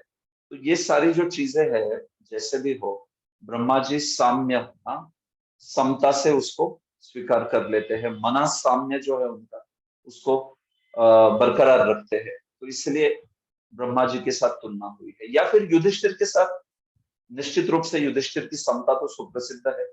युधिष्ठिर कैसे थे, भले ही वैभव की स्थिति हो या दारिद्र्य की स्थिति हो, भले ही उनका अवमान किया जाए या सम्मान दिया जाए, हमेशा समभाव रहता था युधिष्ठिर। इसलिए भगवान को बहुत प्रिय भी थे युधिष्ठिर। हर विषम परिस्थिति में युधिष्ठिर अपने मन का संतुलन जो है वो कभी नहीं खोते थे। हमेशा युधिष्ठिर समभाव से रहे, तो इसलिए वो बोला बोला है। आगे शिव जी के साथ तुलना प्रसाद के लिए मैंने कहा, जैसे तो शीघ्रता पूर्वक प्रसन्न हो जाते हैं शिव जी। आप जानते हो उसके कारण कभी कभी थोड़ा प्रॉब्लम भी हो जाता है। शिव जी बड़े जल्दी प्रसन्न होते हैं। वृकासुर जैसे, भस्मासुर जो था वो, या वृकासुर भी कहते हैं उसको, उसने शिव जी को बड़ा प्रसन्न करके जल्दी ऐसा भयंकर वर प्राप्त कर लिया, कि जिसके सिर पे हाथ रख दे वो भस्म हो जाए, या जिसके सिर पे हाथ रख दे उसके टुकड़े टुकड़े हो जाए। तो ऐसे है, वो शिव जी दे देते हैं, फटाफट दे देते हैं। और फिर उसके बाद वो शिव जी को ही परेशान करने लगा। लेकिन आप जानते हो कथा, फिर वो उसको कैसे भगवान विष्णु ने उसको उसका विनाश कर दिया। तो ऐसा है, कई बार शिव जी जो है अपने प्रसाद की वृत्ति से बहुत जल्दी प्रसन्न हो जाते हैं, तो फिर उसके कारण कोई समस्या भी होती है। लेकिन मुद्दा यह है कि ये अच्छा महान गुण माना है कि कोई बहुत जल्दी प्रसन्न हो जाता है, उसको प्रसन्न करने के लिए बहुत कुछ पापड़ नहीं बेलने पड़ते, तो फिर वो जो है सद्गुण माना गया, आशुतोष जो है वो। तो इस प्रकार से परीक्षित का भी स्वभाव है, ये का। बाकी रमाश्रय आप जानते हो, रमा देवी लक्ष्मी, उनके आश्रय उनके पति भगवान विष्णु, तो उनके जैसे ही परीक्षित भी सारे जीवों का आश्रयदाता बनेगा। अर्थात भगवान तो भगवान है, परीक्षित तो जीव है, लेकिन उनके जैसे ही गुण जो है उसको धारण करेगा आश्रय देने का। इतनी बात कही गई है। ठीक है। सर्व सद्गुण महात्म्य येष कृष्णम मनुव्रतः रंति देव इवोदारो जयातिरिव धार्मिक। आगे यह बालक भगवान श्री कृष्ण के चरण चिन्हों का पालन करते हुए उन्हीं के समान होगा। उदारता में यह राजा रंती देव के समान तथा धर्म में यह महाराज ययाति की तरह होगा। यस, तो सर्व सद्गुण महात्म्य, अंत में देखिए एक एक गुण की बात हो रही, तो किसी के साथ तुलना हो रही थी। ये सारे ही सद्गुणों का महात्म्य, अगर समस्त गुणों की बात कर दे तो वो ये कृष्ण के जैसा होगा, साक्षात भगवान कृष्ण के जैसा। ऐसे कह रहे ये सारे विप्र लोग। सर्व सद्गुण महात्म्य, भगवान के, भगवान श्री कृष्ण में तो सारे ही गुण है ना। सौंदर्य, वीर्य, यश, ज्ञान, वैराग्य, सब कुछ महिमा मंडित है भगवान। तो अगर वैसे तुलना की जाए सर्व सद्गुण महात्म्य में, सारे ही सद्गुण महात्म्य में, तो ये तो कृष्ण मनोव्रत, ये बालक जो है कृष्ण के ही पद चिन्हों पर चलेगा, ये बात है। तो देखिए सब गुणों की बात आ गई तो कृष्ण के साथ तुलना करें। रंतिदेव इवोदारो, और उदारता में ये रंतिदेव की तरह होगा, धार्मिकता में ये ययाति की तरह होगा। ऐसे तो देखिए भगवान के जैसे तो सारे गुण नहीं हो सकते, लेकिन जो भी जीवों में 50 गुण पाए जाते हैं, है कि नहीं। भगवान में 64 गुण होते हैं, अगणित होते हैं, लेकिन प्रमुख 64 होते हैं। लेकिन जीव में तो वो 64 भी नहीं पाए जाते, 50 ही पाए जाते, वो भी अंश मात्र में। भगवान की तरह उतनी मात्रा में भी नहीं, अंश मात्र में। तो वही चीज प्रभुपाद जी समझाते हैं कि कृष्ण के गुणों के साथ तुलना हो रही है। इसका अर्थ क्या है कि कृष्ण के एक जीव में जितने गुण हो सकते हैं, 50 गुण, उस सारे गुणों के मामले में वो भगवान के जैसा ही होगा, भगवान के जैसा ही तुल्य होगा, ये भगवान के जैसे गुण प्रकट करेगा ये जो परीक्षित है वो। हाँ, ऐसी बात बोल दी जा रही। सारे ही गुण भगवान के जैसे ये तो असंभव है, जीव के लिए हो ही नहीं सकता। जीव क्या, शिव जी के लिए भी संभव नहीं है, ब्रह्मा के लिए भी संभव, हाँ ब्रह्मा तो वैसे भी जीव है, लेकिन शिव जी या भगवान विष्णु के लिए भी संभव नहीं। तो मुद्दा यही है कि जितने गुण जीव धारण कर सकता है, उन गुणों के प्राकट्य में ये कृष्ण के ही पद चिन्हों पे चलेगा, मतलब वैसे गुण प्रकट करेगा भगवान की तरह, ये बात। आगे कहते हैं कि उदारता में ये जो है रंतिदेव के जैसा होगा। तो रंतिदेव की कथा आती है 9वें स्कंद में, आपको पता ही है। रंतिदेव उदारता के लिए बड़े प्रसिद्ध थे। उन्होंने अपना सारा भोजन आदि एक एक करके चंडाल को और फिर कुत्ते को, ब्राह्मण को, इस प्रकार करके दे दिया। और पूरे पूरे ही इतने उदार थे कि बिल्कुल भी खुद का विचार नहीं करते थे, हालांकि सम्राट थे, राजा थे। तो महाभारत में इनका विस्तार से वर्णन है कि कैसे ये अन्न छत्र चलाते थे, कितने लोगों को जो भोजन है वो खिलाते थे। दान और आतिथ्य के बारे में बहुत वर्णन। हाँ, देखिए प्रभुपाद जी ने रेफरेंस भी दिए हैं, जो आप में से रेफरेंस चाहते थे, तो वो रंती देव की तरह उदारता बोली। ययाति भी बड़ा प्रसिद्ध उदाहरण है।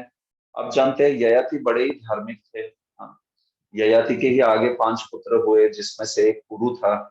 यदु भी एक उनके पुत्र थे। यदु से फिर आगे ही यादव कुल जो है वो, हाँ, और पुरु जो है उसी के कुल में आगे सारे पांडव आदि आते हैं। तो इस प्रकार से ययाति जो है बड़े धार्मिक राजा थे। बस उनका जो यौवन था, उस यौवन में थोड़े से, प्रभुपाद जी भी लिखते हैं कि यद्यपि उनका प्रारंभिक यौवन अत्यंत वासना में तथा प्रेमपूर्ण कहानियों से भरा पड़ा था। इसकी भी कहानियां सब आपको, सारे ये कथाएं मिलेगी 9वें स्कंद में। 9वें स्कंद में ययाति की भी कथा आती है। हाँ, चंद्रवंशी सूर्यवंशी राजाओं का वहां पे वर्णन है, तो उसमें ययाति की भी कथा है। तो ये ययाति थोड़ा सा, ययाति, देवयानी, शर्मिष्ठा, इनके साथ थोड़ा कामपूर्ण व्यवहार के कारण काफी पीड़ा में थे। फिर उसके बाद में वे भगवान के महान भक्त बने, ययाति जो है, और मोक्ष प्राप्त किए। हाँ, तो ये सारी ही ययाति की कथा जो है बोली गई है 9वें स्कंद में। लेकिन उनकी धार्मिकता, उनके यज्ञ संपन्न करने की क्षमता, ये आगे आदि सारे गुण बड़े ही उनका गुणगान हुआ है। तो इसलिए ययाति की तरह धार्मिक जो है वो कहा गया है। ठीक है, तो प्रभुपद जी ने उनकी कथा भी बताई है, यहाँ पर देखिए इस पैराग्राफ में पूरा आप देख सकते हैं। धृत्यावली सम कृष्णे प्रहलाद इव सद्ग्रह आहर्तेषोश्वमेधानां वृद्धानां पर्युपासकः। यह बालक धैर्य में बलि महाराज के समान होगा और प्रहलाद महाराज के समान श्री कृष्ण का अनन्य भक्त। यह अनेक अश्वमेध यज्ञों को संपन्न करने वाला तथा वृद्ध एवं अनुभवी व्यक्तियों का अनुयायी होगा। ठीक है, धृति में, धैर्य में बलि महाराज का कौन तुलना कर सकता है बलि महाराज के साथ। हाँ, तो ये बालक धृति में यानी धैर्य में बलि की तरह हो। जिस प्रकार का व्यवहार बलि के साथ भगवान ने किया, लेकिन उस अवस्था में भी उन्होंने जैसा धैर्य धारण किया, भगवान ने सब कुछ छीन लेने के पश्चात भी। हाँ, तो वो जो है वो बलि का बहुत महान आत्मनिवेदन का उदाहरण जो है वो हो गया। इसलिए बलि बलि जो है भगवान का महान भक्त, शुद्ध भक्त है, और आत्मनिवेदन का उदाहरण है। अपनी धृति के लिए, धैर्य के लिए बालक ये, मतलब ये जो बलि महाराज है उसकी तरह ही, उनकी तरह ही ये बालक जो है बनेगा, ऐसे बोला। प्रहलाद महाराज की तरह ये सद्ग्रह मतलब महान भक्त होगा। तो ये तो आप जानते हैं, प्रहलाद की कथा सर्वत्र प्रसिद्ध है।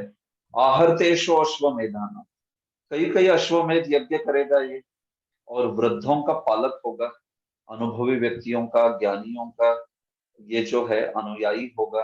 पर्युपासक है, उनका अपने जीवन में उनके शिक्षाओं का जो है ये पालन करेगा। इस प्रकार से उनका और भी गुणगान जो है।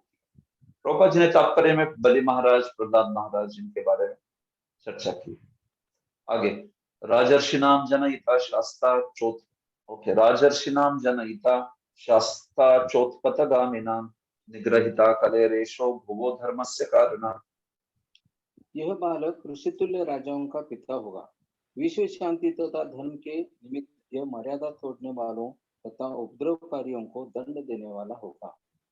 यस, जहां तक बात है राजर्षि पुत्र, यस, इनके भी पुत्र राजर्षि होंगे। हाँ, जन्मेजय आदि ऐसे राजर्षि पुत्रों को ये जन्म देंगे।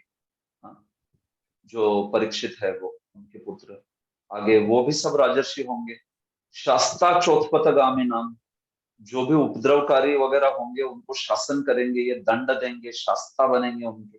हाँ, उत्पथगामी मतलब समझते हैं ना, जो पथ की मर्यादा को लांघ देता है उसको उत्पथगामी कहते हैं। निग्रहिता कलेरेशो, कली का निग्रहण करेगा ये। बड़ा विशेष गुण है, इतना महान सम्राट होगा ये बालक कि ये कली तक का निग्रहण कर देगा। भुवो धर्म से कारणात, क्यों? भुव मतलब पृथ्वी और धर्म का कल्याण करने के लिए। वो कली जो है पृथ्वी और धर्म को जिन्होंने रूप दिया था बैल तथा गाय का, उनको वो जो है प्रताड़ित कर रहा था, तो उनके कल्याण के लिए ये तो कली को भी दंडित कर देगा, कली को निकाल देगा उनके राज्य से। हाँ, उनको भगाएगा उधर से एकदम दंडित करके। तो इस प्रकार से उनके आगे वाले कार्यों का भी वर्णन हो रहा है यहाँ पर। तो प्रभुपाद जी बताते हैं कि जब तक राजा या किसी राज्य का अध्यक्ष सबसे बुद्धिमान व्यक्ति नहीं होता, तब तक वह राज्य के सभी प्रकार के बुद्धिमान व्यक्तियों को वश में नहीं रख सकता। तो राजा जो है वो बुद्धिमान होना चाहिए, पराक्रमी होना चाहिए, तभी वो बाकी पराक्रमी या बुद्धिमान व्यक्तियों को वश में रखेगा ना। तो राजा ही मूर्ख है तो बुद्धिमान लोग उसको राजा रहने ही नहीं देंगे, है कि नहीं? वही राजा बन जाएंगे या फिर और क्या क्या करेंगे मालूम नहीं। हाँ, कुछ जो बुद्धिमान है वही राजा होना चाहिए सबसे ऊपर, ये मुद्दा है। हाँ, मतलब भौतिक गुणों में भी मुद्दा क्या है कि राजा जो है वो मूर्ख नहीं होना चाहिए या राजा पराक्रमहीन नहीं होना चाहिए। सबसे ज्यादा राजा पराक्रमी होना चाहिए और राजा बुद्धिमान भी होना चाहिए, ये बहुत जरूरी है। तभी फिर वो बाकी लोगों को वश में रखेगा ना। नहीं तो फिर उससे पराक्रमी और बुद्धिमान लोग रहेंगे तो वो उसको राजा क्यों बनने देंगे या वो क्यों रहने देंगे, वो तो उसको ही पीड़ा देंगे। ये बात है। तो ये जो परीक्षित है सब में वो जो है बुद्धिमान रहेगा और सब में पराक्रमी भी रहेगा सबसे ज्यादा। तो इसलिए स्वाभाविक है वो जो है आ, सारे ही उत्पथगामी जो है, जो सारे ही धर्म की मर्यादा का उल्लंघन करेंगे उनको दंडित कर सकता है। वो जो है बड़ा इस प्रकार से शक्तिशाली राजा होगा। तो कली युग का वध करना चाहते थे परीक्षित, वो भी बात प्रभुपाद जी ने बताई। आगे, तक्षकादात्मनो मृत्युम द्विजपुत्रोपसर्जितात् प्रपत्स्यत उपश्रुत्य मुक्त संग पदम हरेः। वह ब्राह्मण पुत्र द्वारा भेजे गए तक्षक नाग के डसने से अपनी मृत्यु होने की बात सुनकर समस्त भौतिक आसक्ति से अपने आप को मुक्त करके श्री भगवान को आत्मसमर्पण करके उन्हीं की शरण ग्रहण करेगा। देखो, ब्राह्मण जन्म के वक्त इनका निधन कैसे होगा वो भी बता रहे। हाँ, आप समझ रहे हो ना, ये तो जन्म के वक्त बताया जा रहा है सब। और परीक्षित का ये जो वर्णन हो रहा है वो जातकर्म के ब्राह्मण कर रहे हैं युधिष्ठिर के सामने। और उन्होंने ये भी बता दिया तक्षकाद आत्मनो मृत्यु, इसका तक्षक के द्वारा आगे चल के मृत्यु होगा, क्योंकि द्विजपुत्र श्रृंगी जो है श्राप दे देगा इनको। और प्रपत्स्यत उपश्रुत्य, लेकिन ये सुन के भी वो जो है सारा राज्य त्याग आदि करके भगवान हरि जो है उनके पद को, उनके धाम को प्राप्त कर लेगा, उनकी शरण ग्रहण कर लेगा। हरे है पदम प्रपस्यते, भगवान हरि के पद, पद मतलब चरण कमल का आश्रय ग्रहण करेगा। तो वहां पे उन्होंने आगे का उनका मृत्यु जो है उसके बारे में भी युधिष्ठिर को बताया। हाँ, लेकिन युधिष्ठिर जरा भी उससे दुखित नहीं हुए। युधिष्ठिर क्योंकि जानते हैं ये जगत तो क्या है, ये जगत तो अशाश्वत है, हर एक को इस जगत से जाना ही है एक दिन। तो वो किस प्रकार से मृत्यु को प्राप्त होगा उससे युधिष्ठिर को कोई विचलित नहीं हुए। युधिष्ठिर वो बस इतना सुन के बहुत उनको आनंद हुआ कि कैसे गुणों का सद्गुणशाली और कैसे महाभागवत वैष्णव रहेगा। और अंत में ऐसा कुछ उनको शाप आदि प्राप्त करने पर भी वो जो है उसको स्वीकार करके भगवान के धाम चला जाए। तो ये सुन के तो एक्चुअली परीक्षित को एक प्रकार से अच्छा ही लगा कि पूरा जीवन और अंत में इनके जीवन का जो अंतिम क्षण है उसमें भी भगवान की स्मरण करके ये भगवान को ही प्राप्त करेंगे। तो ये विशेषता जो है यहाँ पे ब्राह्मणों के द्वारा ये भी चीज जो है वो बताई जाए। हाँ, तो प्रभुपाद जी इसी के ऊपर टीका भी करते हैं। ब्राह्मण पुत्र द्वारा दिए गए शाप के 7 दिन के अंदर ही अपनी मृत्यु की तथाकथित चेतावनी उनके लिए वरदान थी परीक्षित के लिए, क्योंकि इससे वे भगवत धाम वापस जाने की तैयारी कर सकते। क्योंकि वे श्री भगवान द्वारा सदा ही रक्षित थे, अतएव यदि वे चाहते तो भगवत कृपा से इस शाप के प्रभाव से भी बच सकते, लेकिन उन्होंने बिना किसी कारण के भगवत कृपा का अनुपयुक्त लाभ उठाना पसंद नहीं किया। वे समझ गए कि भगवान जो है ये इस चीज को चाहते हैं, तो इसलिए उन्होंने उसको स्वीकार कर। तो इस प्रकार से अंतिम श्लोक इसमें, जिज्ञासितात्म याथार्थो मुनेर्व्यास सुतादसौ हित्वेदम नृप गंगायाम यास्यत्यद्धा कुतो भयम्। श्री व्यास देव के महान दार्शनिक पुत्र से समुचित आत्मज्ञान के विषय में जिज्ञासा करने पर वह संपूर्ण भौतिक आसक्ति का परित्याग करेगा और निर्भय जीवन प्राप्त करेगा।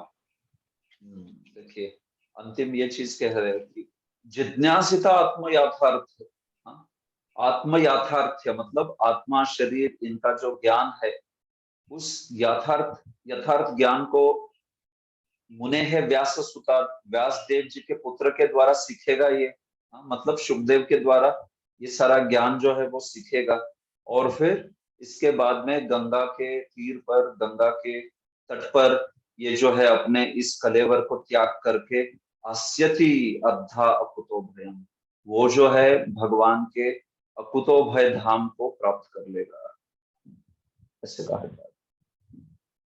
सब कुछ बताया जा रहा है। सुखदेव जी से आत्म तत्व की जिज्ञासा करके फिर अपना शरीर उस गंगा के तट पर ये दे त्याग देगा, और ये जो है सीधा भगवान चर के चरण कमल अभय चरण अरविंद, वो जो है उसको प्राप्त करेगा। इस प्रकार से उन्होंने ये सब चीजें बता दी। तो प्रभुपाद जी बताते हैं कैसे इस जगत में सब कोई भयभीत है और उस भय से छुटकारा पाना है तो हमें श्री कृष्ण की चरण कमल शरण करनी चाहिए। बस आगे, इति राज्ञा उपादिश्य विप्राजातक कोविदाः लब्धा पचितः सर्वे प्रतिजग्मु स्वकान् ग्रहान्। तो अभी मैं निवेदन करूंगा, वेदवादी ने माता जी आप पढ़िए अभी बचे हुए। थैंक यू प्रभु जी। इस प्रकार जो लोग ज्योतिष ज्ञान में तथा जन्मोत्सव संपन्न कराने में पटु थे, उन्होंने इस बालक के भविष्य के विषय में राजा युधिष्ठिर को उपदेश दिया। फिर प्रचुर दक्षिणा प्राप्त करके वे अपने घरों को लौट गए। देखिए इस प्रकार से राजा को बता के सब कुछ उपदेश देके वो जो जातक कोविद थे, जातक कोविद आप समझते, जो जातक को बहुत अच्छे से पढ़ सकते थे, जानते थे, फलित ज्योतिष के विद्वान। एक होता है गणित ज्योतिष, दूसरा होता है फलित ज्योतिष। तो ये फलित ज्योतिष के विद्वान जो थे सारे के सारे युधिष्ठिर जी से उनको बहुत अच्छी दक्षिणा प्राप्त हुई, एकदम खुशी से आनंद से दी पर युधिष्ठिर ने, क्योंकि ये सारे एकदम पारंगत ब्राह्मण थे, शुद्ध हृदय वाले ब्राह्मण थे, ये दक्षिणा के पीछे पड़े हुए ब्राह्मण नहीं थे। तो इसलिए उनको एकदम, युधिष्ठिर महाराज तो सम्राट है पूरे विश्व के, उन्होंने अपनी स्वेच्छा से उनको प्रचुर मात्रा में दक्षिणा जो है वो प्रदान की। लब्धा पचितया सर्वे प्रतिजग्मु स्वकान् ग्रहान्, फिर सारे अपने अपने घर को लौट गए। तो प्रभुपाद जी तात्पर्य में बताते हैं कि ऐसे जो विप्र होते हैं, इन विप्रों को देखिए पहले तो विप्र तथा ब्राह्मण में अंतर करते हैं प्रभुपाद जी। ये तो आपको पता ही है, यहाँ पर वर्णित विप्र शब्द महत्वपूर्ण है। प्रभुपाद कह रहे देखिए विप्रो तथा ब्राह्मणों में थोड़ा अंतर होता है। आप जानते हो ये वो श्लोक जो प्रसिद्ध है, षटकर्म निपुणो विप्रो मंत्र तंत्र विषा, नहीं वो नहीं, व्हाट इज दैट प्रभु, जन्मना जायते शूद्र संस्कारात् भवेत् द्विजः वेद पाठात् भवेत् विप्रो ब्रह्म जानाति इति ब्राह्मण, ये श्लोक। संस्कार, देखिए जन्मना जायते शूद्र, जन्म से तो हर कोई शूद्र ही होता है, फिर शूद्र परिवार में भी जन्मा हो, क्षत्रिय में भी जन्मा हो, वैश्य में भी, या ब्राह्मण कुल में भी, ब्राह्मण कुल में भी जो जन्मा हुआ है वो जन्म से तो शूद्र ही होता है। जन्मना जायते शूद्र संस्कारात् भवेत् द्विज, जब उसका संस्कार होता है गायत्री संस्कार, ब्रह्म गायत्री प्राप्त होती है तो उसको द्विज है। वेद पाठात् भवेत् विप्रो, जब वो वेद सीखता है तब उसको विप्र कहते हैं।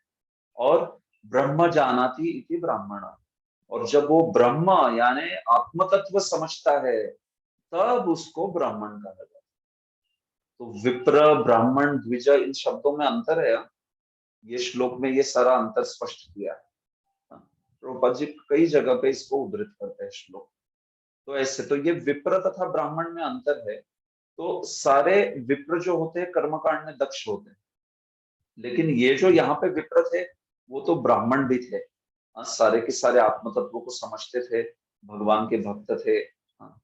तो प्रभुपाद जी कहते कि ऐसे विप्र आदि भक्तों को जो है प्रचुर मात्रा में दक्षिणा आदि देना चाहिए, उनका उदर निर्वाह हो, ये जरूरी है।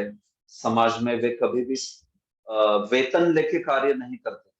तो ब्राह्मणों को वेतन लेके कार्य करने नहीं पड़ना चाहिए, उनको इतनी दक्षिणा दे देनी चाहिए कि वो अपने जीवन में उस पर उदर निर्वाह कर सके।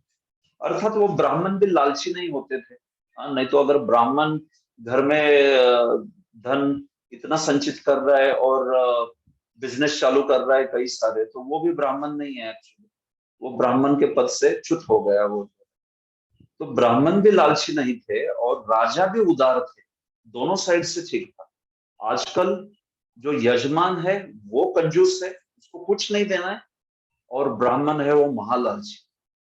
तो ऐसी विपरीत व्यवस्था हो गई सर।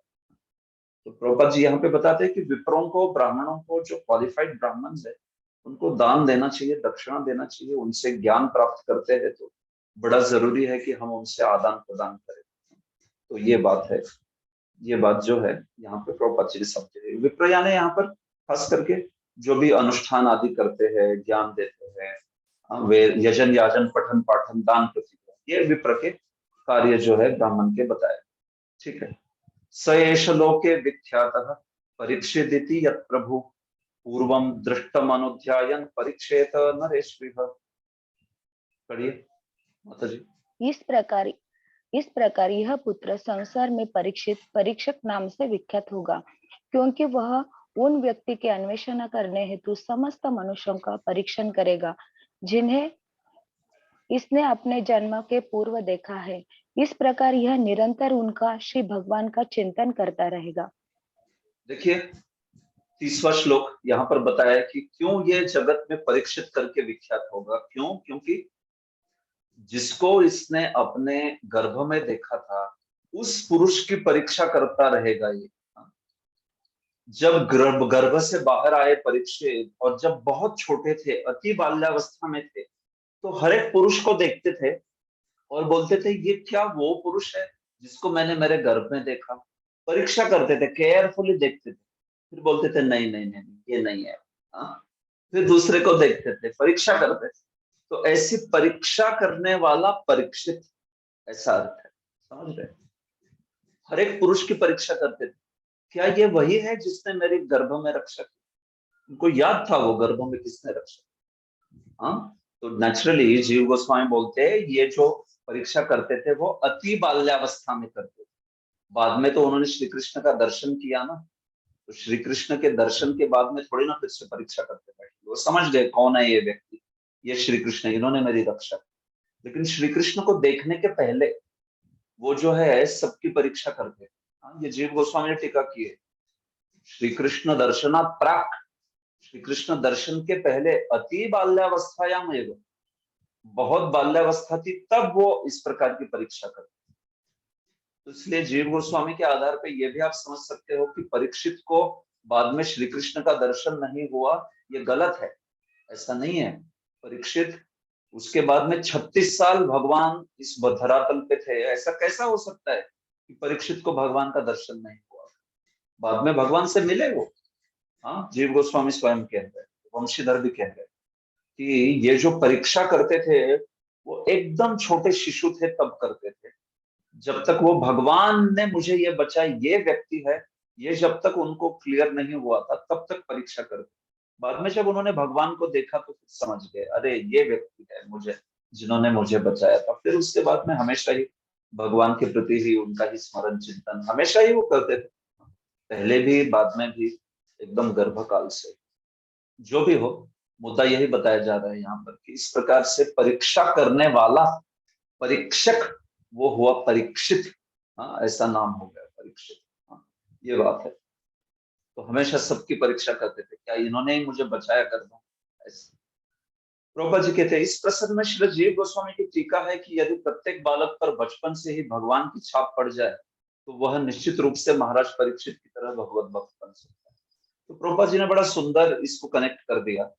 श्री जीव गोस्वामी ने तो इतनी ही टीका की है कि अति बाल्यावस्था, ये शिशु काल में इस प्रकार की परीक्षा करते थे, इतना ही बोला उन्होंने। लेकिन प्रभुपाद जी ने बड़ा सुंदर कनेक्शन किया है कि जीव गोस्वामी इस प्रकार से समझा रहे कि देखिए, जो बालक काल में उनके मन पे वो जो छाप पड़ गई, गर्भ में कृष्ण को देखा और फिर बालक के रूप में सबकी परीक्षा करते थे, इसलिए परीक्षित को।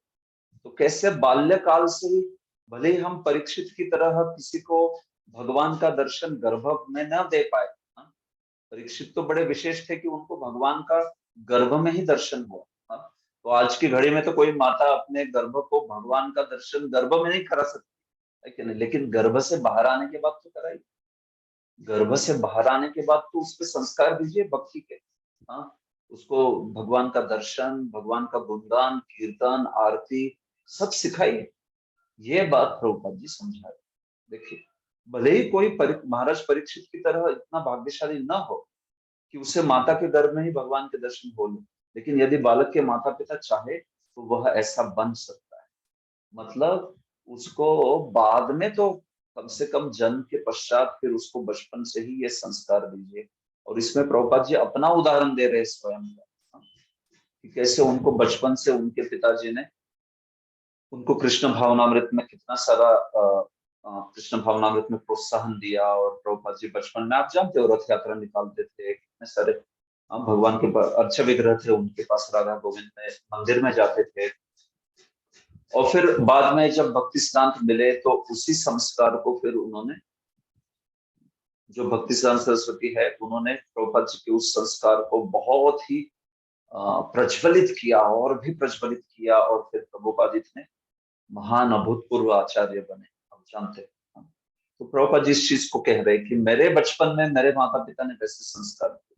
तो सारे गृहस्थों का कर्तव्य बनता है देखिए, कि भक्तों को, अपने बालकों को इस प्रकार का बचपन से वातावरण दे। हाँ, ये बहुत जरूरी है, फिर इससे ही वे भक्ति में जो है रुचि हो सकती है। हाँ, ये बात है।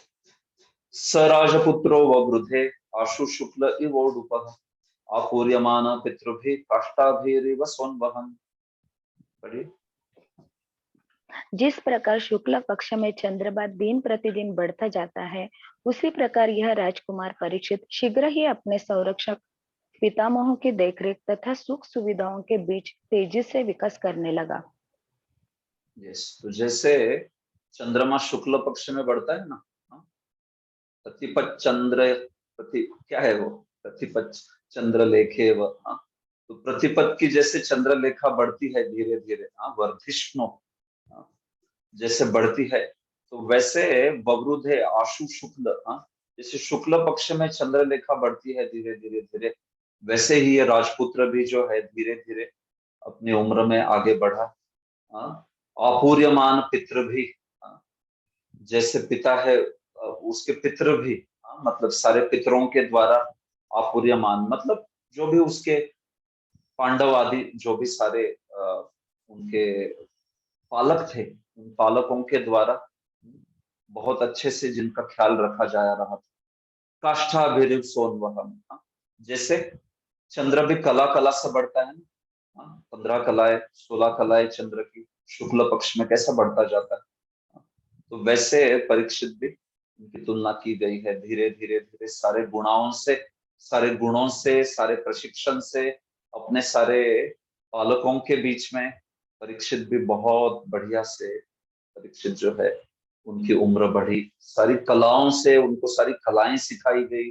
64 कलाएं, जैसे चंद्र की कलाएं हैं काष्ठा भी, वैसे इनको भी कलाएं सिखाई गई, जो अलग अलग गुण है, 64 विद्याएं है, इस प्रकार से बताया जाए। यक्षमानोश्व मेधेन ज्ञाति द्रोह जिहासया राजा लब्ध धनो न दध्यो नान्यत्र करदंडयो। इसी समय राजा युधिष्ठिर स्वजनों से युद्ध करने के कारण किए गए पापों से मुक्ति पाने हेतु अश्वमेध यज्ञ करने पर विचार कर रहे थे, लेकिन उन्हें कुछ धन प्राप्त करने की चिंता सवार थी, क्योंकि लगान तथा जुर्माने से एकत्र कोष के अतिरिक्त और कोई धन संग्रह नहीं था। हरे कृष्ण। Just 2 minute.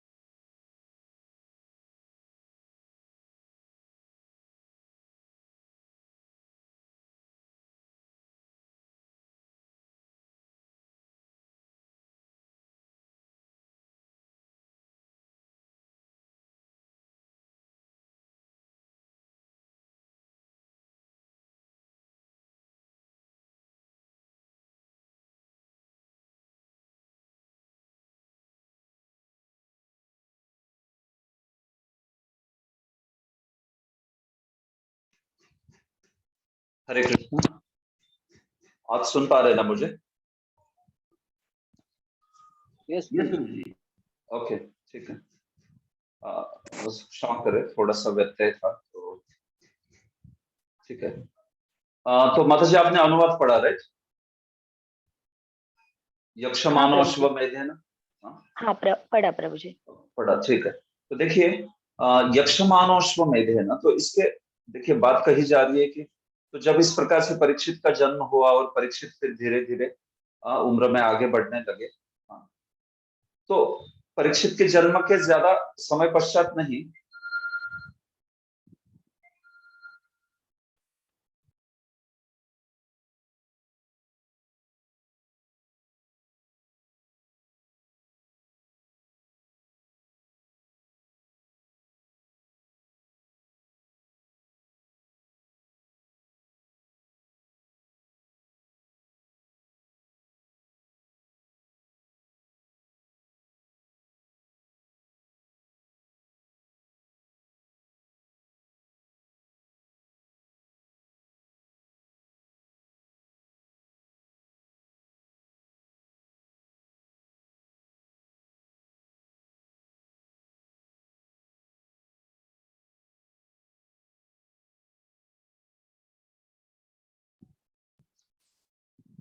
ओ प्रभु क्षमा करे, क्या आज थोड़ा सा, ठीक है। तो देखिए इस प्रकार से परीक्षित के जन्म के ज्यादा समय बाद नहीं, थोड़े ही समय बाद जो राजा युधिष्ठिर है वो अश्वमेध यज्ञ करना चाहते थे। उनको भीष्म देव ने भी वो आज्ञा दी थी अश्वमेध यज्ञ करने की, और उनमें भी वो भावना थी, श्री कृष्ण की भी वही इच्छा थी कि वो अश्वमेध यज्ञ करे। ज्ञाति द्रोह जिहासया, उनको लगा कि मैंने बहुत बड़ा द्रोह किया है मेरे ज्ञाति के प्रति, मतलब मेरे सगे संबंधियों के, स्वजनों के प्रति, क्योंकि इस युद्ध में कितने सारे पुरुष मारे गए, हाँ, कितनी सारी स्त्रियां विधवा हो गई, हाँ, संतानें अनाथ हो गई। तो इसलिए उस विवंचना से भी उनको उस चिंता से भी वे चाहते थे कि अश्वमेध यज्ञ करे, ना केवल इस भाव से कि मैं पाप से मुक्त हो जाऊं, लेकिन इस भाव से कि सारे प्रजा का कल्याण हो, सारे प्रजा को पुण्य प्राप्त होवे, जिससे कि वे भक्ति में तो आगे बढ़े ही बढ़े, लेकिन साथ ही साथ वे बाकी भी जो जरूरतें हैं सबका पुण्य जो है उनको प्राप्त होवे करके। तो ऐसे सोचते हुए अश्वमेध यज्ञ एक भगवान की आज्ञा को स्वीकार करते हुए, भीष्मदेव के प्रति उनकी आस्था के कारण, ये सब कारणों से वो अश्वमेध यज्ञ जो है वो करना चाहते। तो यक्ष मानो अश्वमेध है ना, तो इस प्रकार से अश्वमेध यज्ञ की इच्छा रखने वाले उस राजा ने, युधिष्ठिर ने देखा कि लब्ध धनो दध्यो नान्यत्र कर दंडयो, खजाने में उनका जो कोष था, उस कोष में कर के, कर मतलब टैक्सेशन से आया हुआ पैसा और जुर्माना कुछ दंड आदि से आया हुआ धन, ये दो प्रकार के धन के सिवा उनके कोष में कुछ था ही नहीं। तो अश्वमेध यज्ञ करना मतलब वो क्या आजकल के कोई यज्ञ की तरह है क्या, कि जो वो ब्राह्मण है वो पतरे का यज्ञ कुंड लेके घूमता है बैग में, और जहां चाहिए वहां डाल देता है और फिर बना दिया यज्ञ? ऐसा नहीं होता। अश्वमेध तो बहुत खर्चे का काम है, हाँ, प्रचंड उसमें धन वगैरह चाहिए अश्वमेध यज्ञ। तो ऐसे अश्वमेध यज्ञ करने के लिए केवल कर का और थोड़ा बहुत जुर्माने का पैसा था, धन था, वो काम का नहीं था, वो बहुत कम हो जाता। तो इसलिए परीक्षित ने युधिष्ठिर ने सोचा कि अगर यज्ञ करना है तो धन की जरूरत है। तो इसलिए उन्होंने अपने सारे भाइयों को, खास करके श्री कृष्ण की आज्ञा से, श्री कृष्ण ने बताया कि धन कहाँ से जुटाना है करके। अब भगवान हमेशा ही युधिष्ठिर, पांडव आदि इनकी सहायता में रहते हैं। तो इस प्रकार से सारे ही पांडव जो है, मतलब वो धन जुटाने के लिए चले गए, राजा छोड़ के, ऑब्वियसली युधिष्ठिर छोड़ के। खास करके जो अर्जुन है वो, इसलिए उनको धनंजय कहते हैं, जिन्होंने सर्वत्र जाके धन जो है वो लेके आ गए, धनंजय, अश्वमेध यज्ञ के लिए, इसलिए उनको धनंजय कहा जाता है। तो ऐसी वो स्थिति थी कि उनके पास अश्वमेध यज्ञ के लिए खर्चा करने के लिए कोष में कुछ था नहीं। तो फिर उन्होंने निर्धार किया कि भाई हमें तो निधि की जरूरत है, कैसे, कहाँ से धन आएगा? तो भगवान ने उधर सहायता की। तद अभिप्रेतम आलक्ष्य भ्रातरोच्युत चोदिता धनम प्रहिरम प्रहिणमाजहृ योदिच्छाम दिशि भूरिशः। राजा की हार्दिक इच्छाओं को जानकर उसके भाइयों ने अच्युत भगवान श्री कृष्ण की प्रेरणानुसार उत्तर दिशा से राजा मरुत द्वारा छोड़ा गया प्रचुर धन एकत्र किया। तो फिर भगवान ने उनको प्रेरणा दी, भगवान से उनको पता चला। तो ये एक राजा था महाराज मरुत करके, कई साल, कई पीढ़ी पहले। तो उस राजा ने उदिच्चाम, उत्तर दिशा में हिमालय के क्षेत्र में बहुत सारा सोना छोड़ दिया था। इस मरुत की कथा इस और अगले तात्पर्य में प्रभुपाद जी ने भी बताई। तो इतना सोना था कि ये मरुत जो है उसके पास सोने का एक बहुत बड़ा पर्वत था। शिव यज्ञ किया था उसने, एक शिव यज्ञ के कारण उसको सोने का पर्वत जो है वो भगवान प्रसन्न होकर उन्होंने दे दिया। तो उस सोने का पर्वत था, तो उस सोने के पर्वत से वो इतना दान दिया, इतना दक्षिणा दिया, सोना निकाल निकाल के उसने लोगों को दान दे दिया, ब्राह्मणों को दान दे दिया, यज्ञ बनाए, इतने यज्ञ किए उसने, उसमें इतना।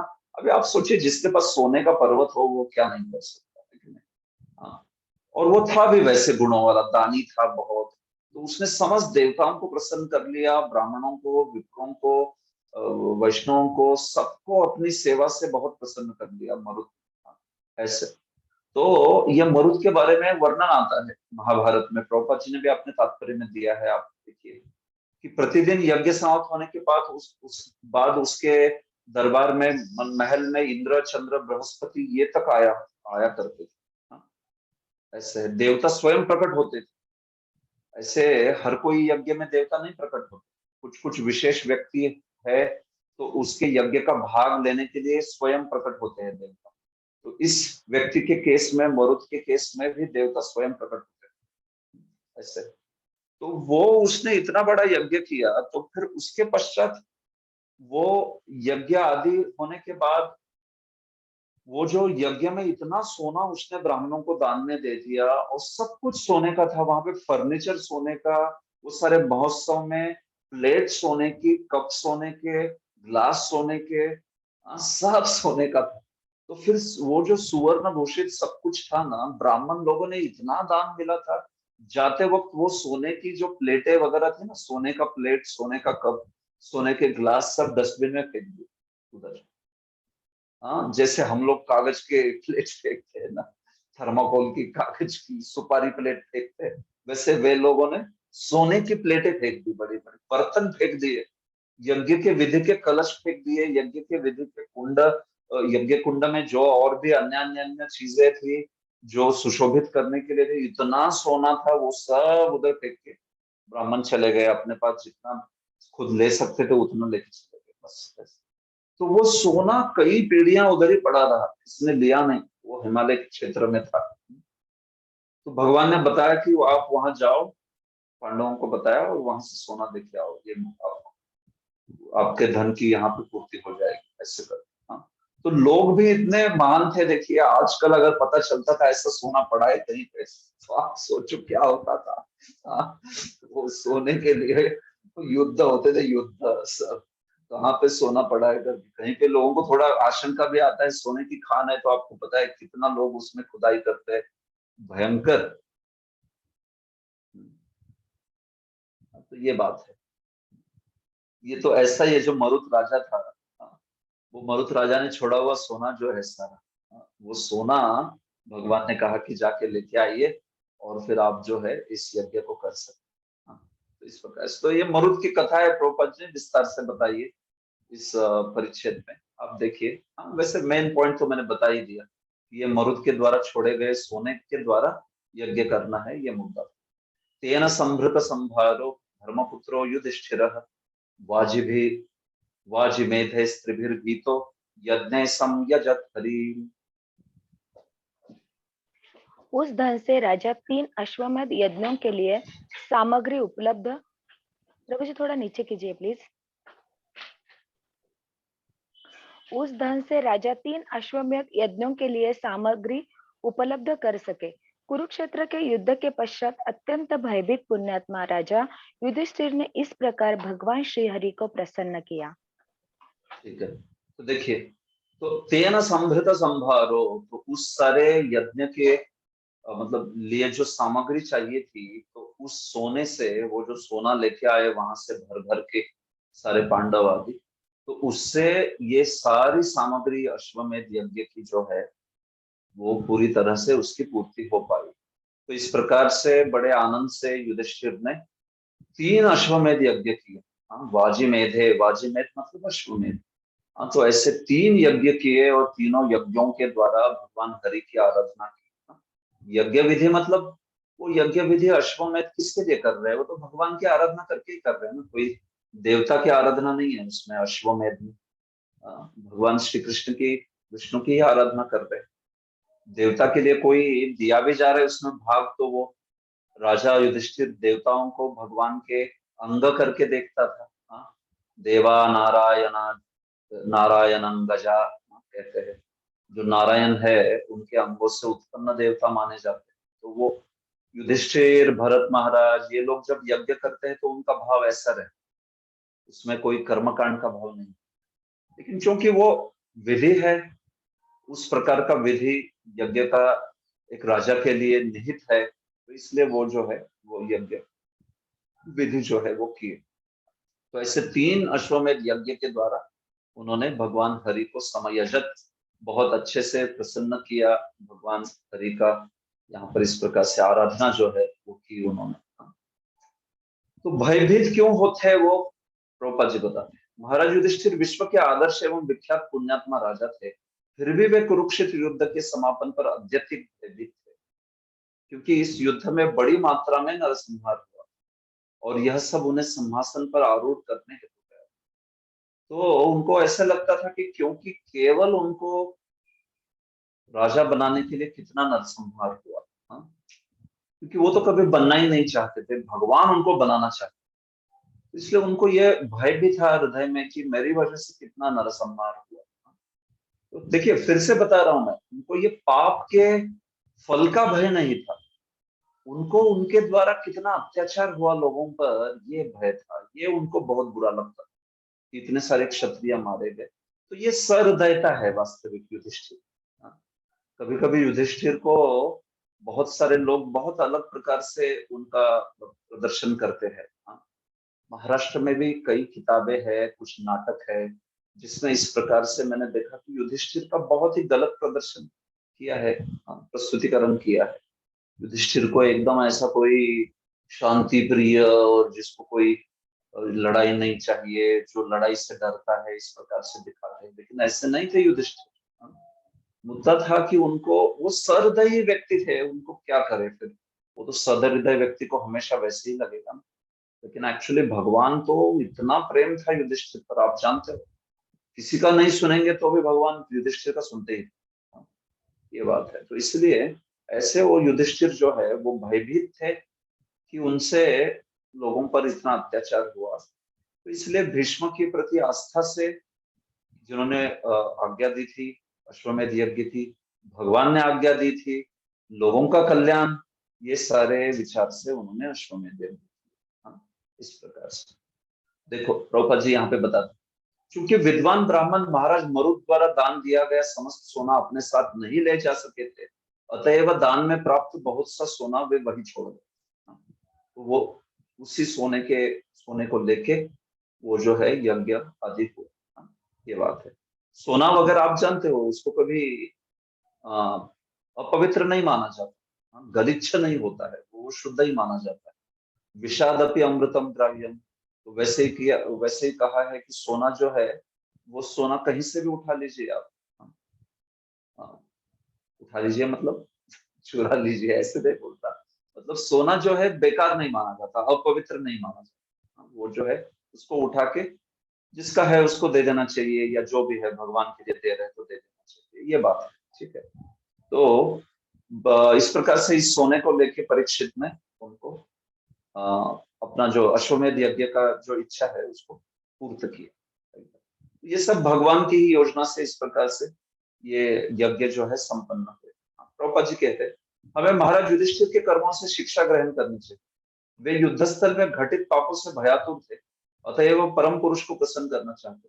इससे संकेत मिलता है कि हमारे दैनिक कार्यकलापों में अनायास पाप होते रहते हैं, और ऐसे अनचाहे पापों के प्रायश्चित के लिए शास्त्रों द्वारा अनुमोदित यज्ञ संपन्न करने चाहिए। तो क्या है हमारे लिए यज्ञ? आप जानते हो पंच सुनो, 5 प्रकार के पाप होते ही रहते सबके द्वारा। गृहस्थ जीवन में तो 100%, गृहस्थ क्या कोई भी किसी के भी जीवन में हो, आग जलाने पर जंतुओं का वध करना, या पानी फेंकने पर जंतुओं का वध करना, या फिर वो जो अ, पिस्टन करते हैं हम लोग, मसाले आदि कूटते हैं वगैरह, तो ये सब चीजें जो है वो प्रकार से सबसे ही होता है वो तो पाप। तो इसलिए यज्ञ संपन्न करने चाहिए।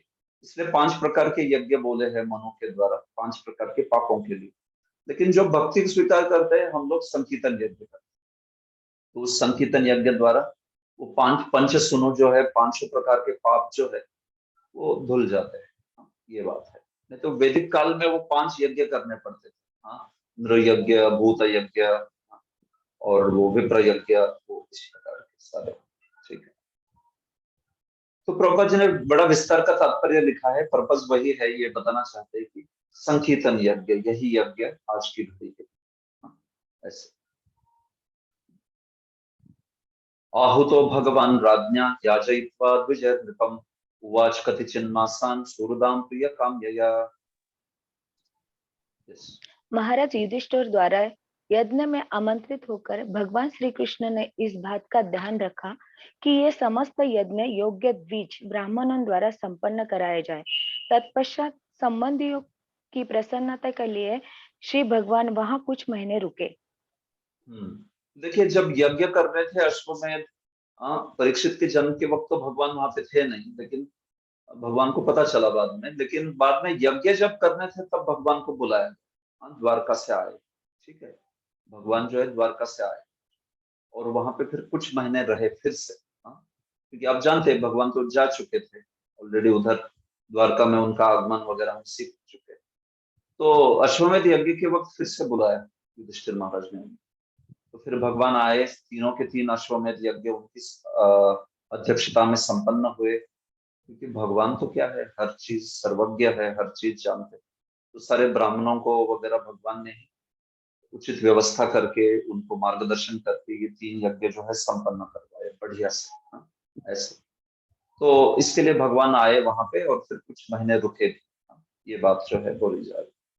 ततो राज्ञाभ्यनुज्ञातः कृष्णया सह बन्धुभिः ययो द्वारवतीं ब्रह्मन् सार्जुनो यदुभिर्वृतः। हे शौनक, तत्पश्चात श्री भगवान ने राजा युधिष्ठिर, द्रौपदी तथा अन्य संबंधियों से विदा लेकर अर्जुन तथा यदुवंश के अन्य सदस्यों के साथ द्वारका नगरी के लिए प्रस्थान किया। थैंक यू प्रभु जी, दंडवत प्रणाम। दंडवत प्रणाम। थैंक यू माता जी।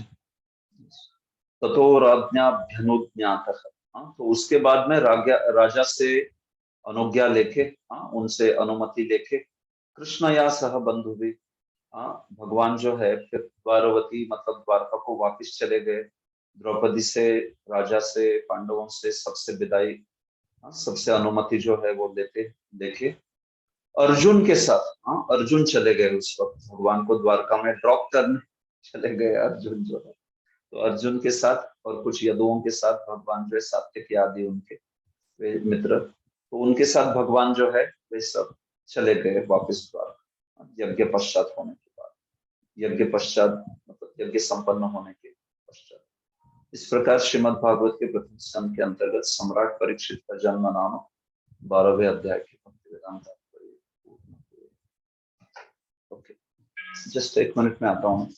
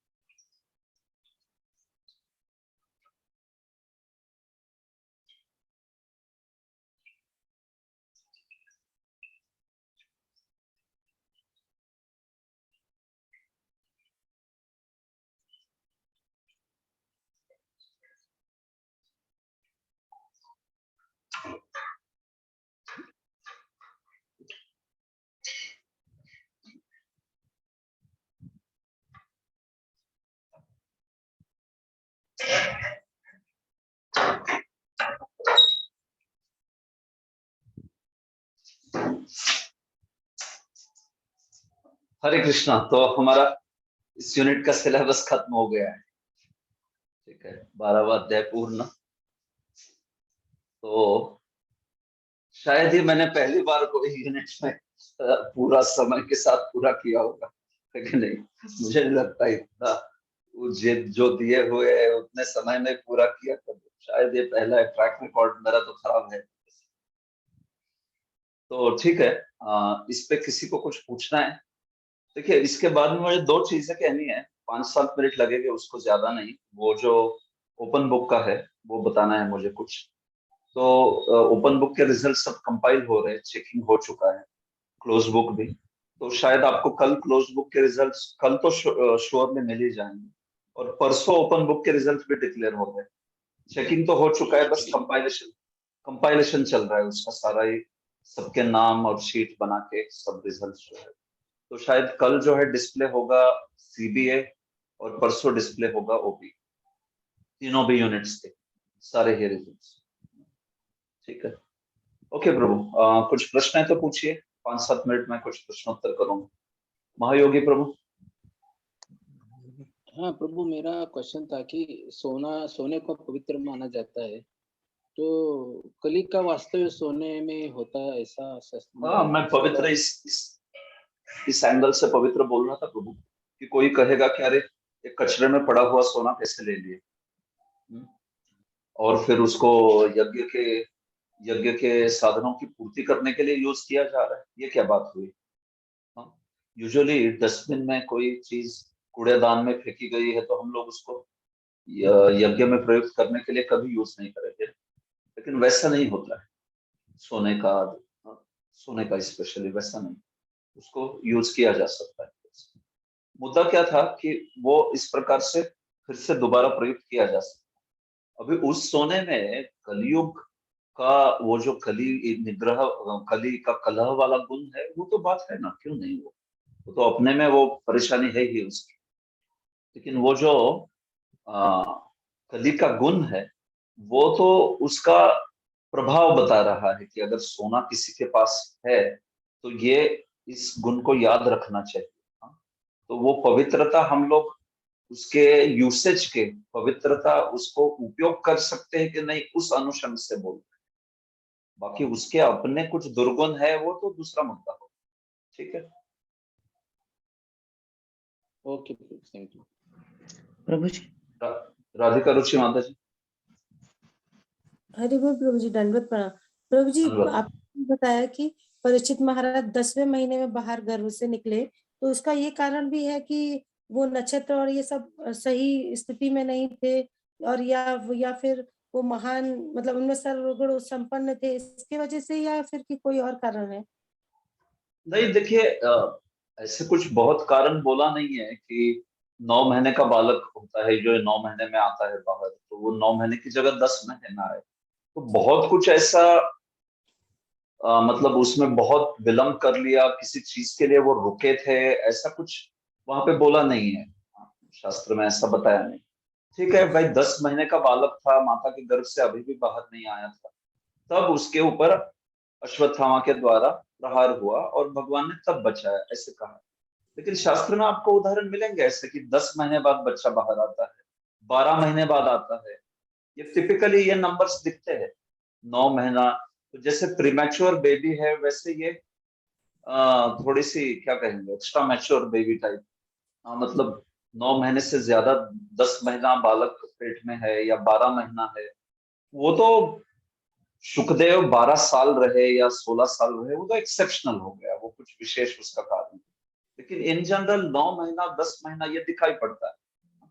अभी आजकल के स्थिति में कितना क्या संभव होता है मुझे इतना आइडिया नहीं, बट लेकिन शास्त्र में 10 महीना बालक गर्भ में रहना माता के, या 12 महीना या 9 महीना, ये चीजें दिखाई पड़ती है कई बार। तो परीक्षित के लिए ऐसा कुछ बोला नहीं है कि वो कोई विशेष समय की ही राह देख रहा था वगैरह, नहीं। जैसे कि मैंने कहा, परीक्षित के लिए तो वो समय भगवान ने एडजस्ट कर दिया।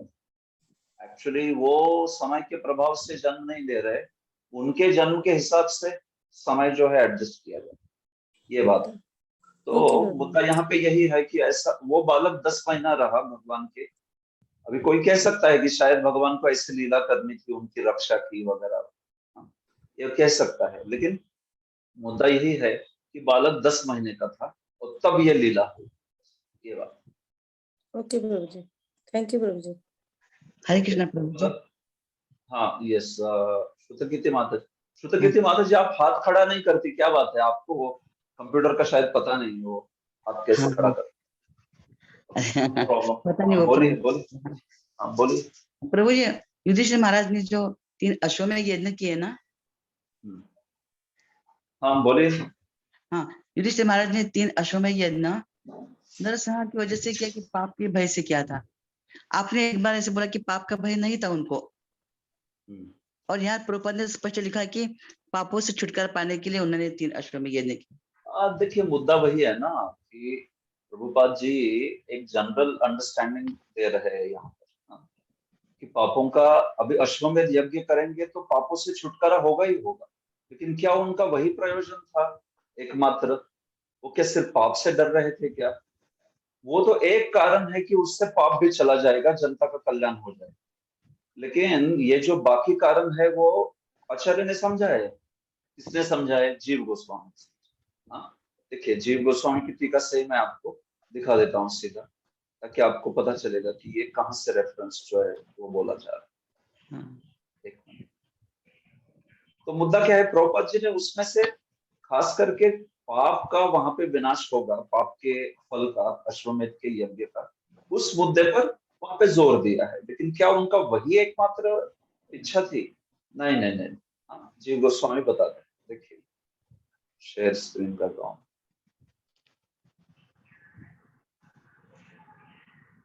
देखिए जीव गोस्वामी कृत क्रम संदर्भ, ये श्लोक संख्या 33 से लेके 35। हाँ, यक्षमाणी थी, अश्वमेध यज्ञ करना चाहने की इच्छा रखने वाला यक्षमाण। हाँ, इति क्यों? तत्परितोषार्थम, तत्परितोषार्थ, भगवान के परितोष के लिए वो यज्ञ करने की चाह रख रहे थे। देखिए तत्परितोषार्थ, और क्या, श्री भीष्मोपदेशेन एव, और भीष्म ने उपदेश किया था इसीलिए उस यज्ञ को करना चाह रहे थे। तो दो रीजन है यहाँ पे, तत्परितोषार्थम, भगवान का परितोष, और दूसरा भीष्म ने उपदेश किया था कि भाई वो आप यज्ञ कीजिए करके, उससे प्रजा का कल्याण होगा। इति ज्ञेयम, इसको जानना चाहिए।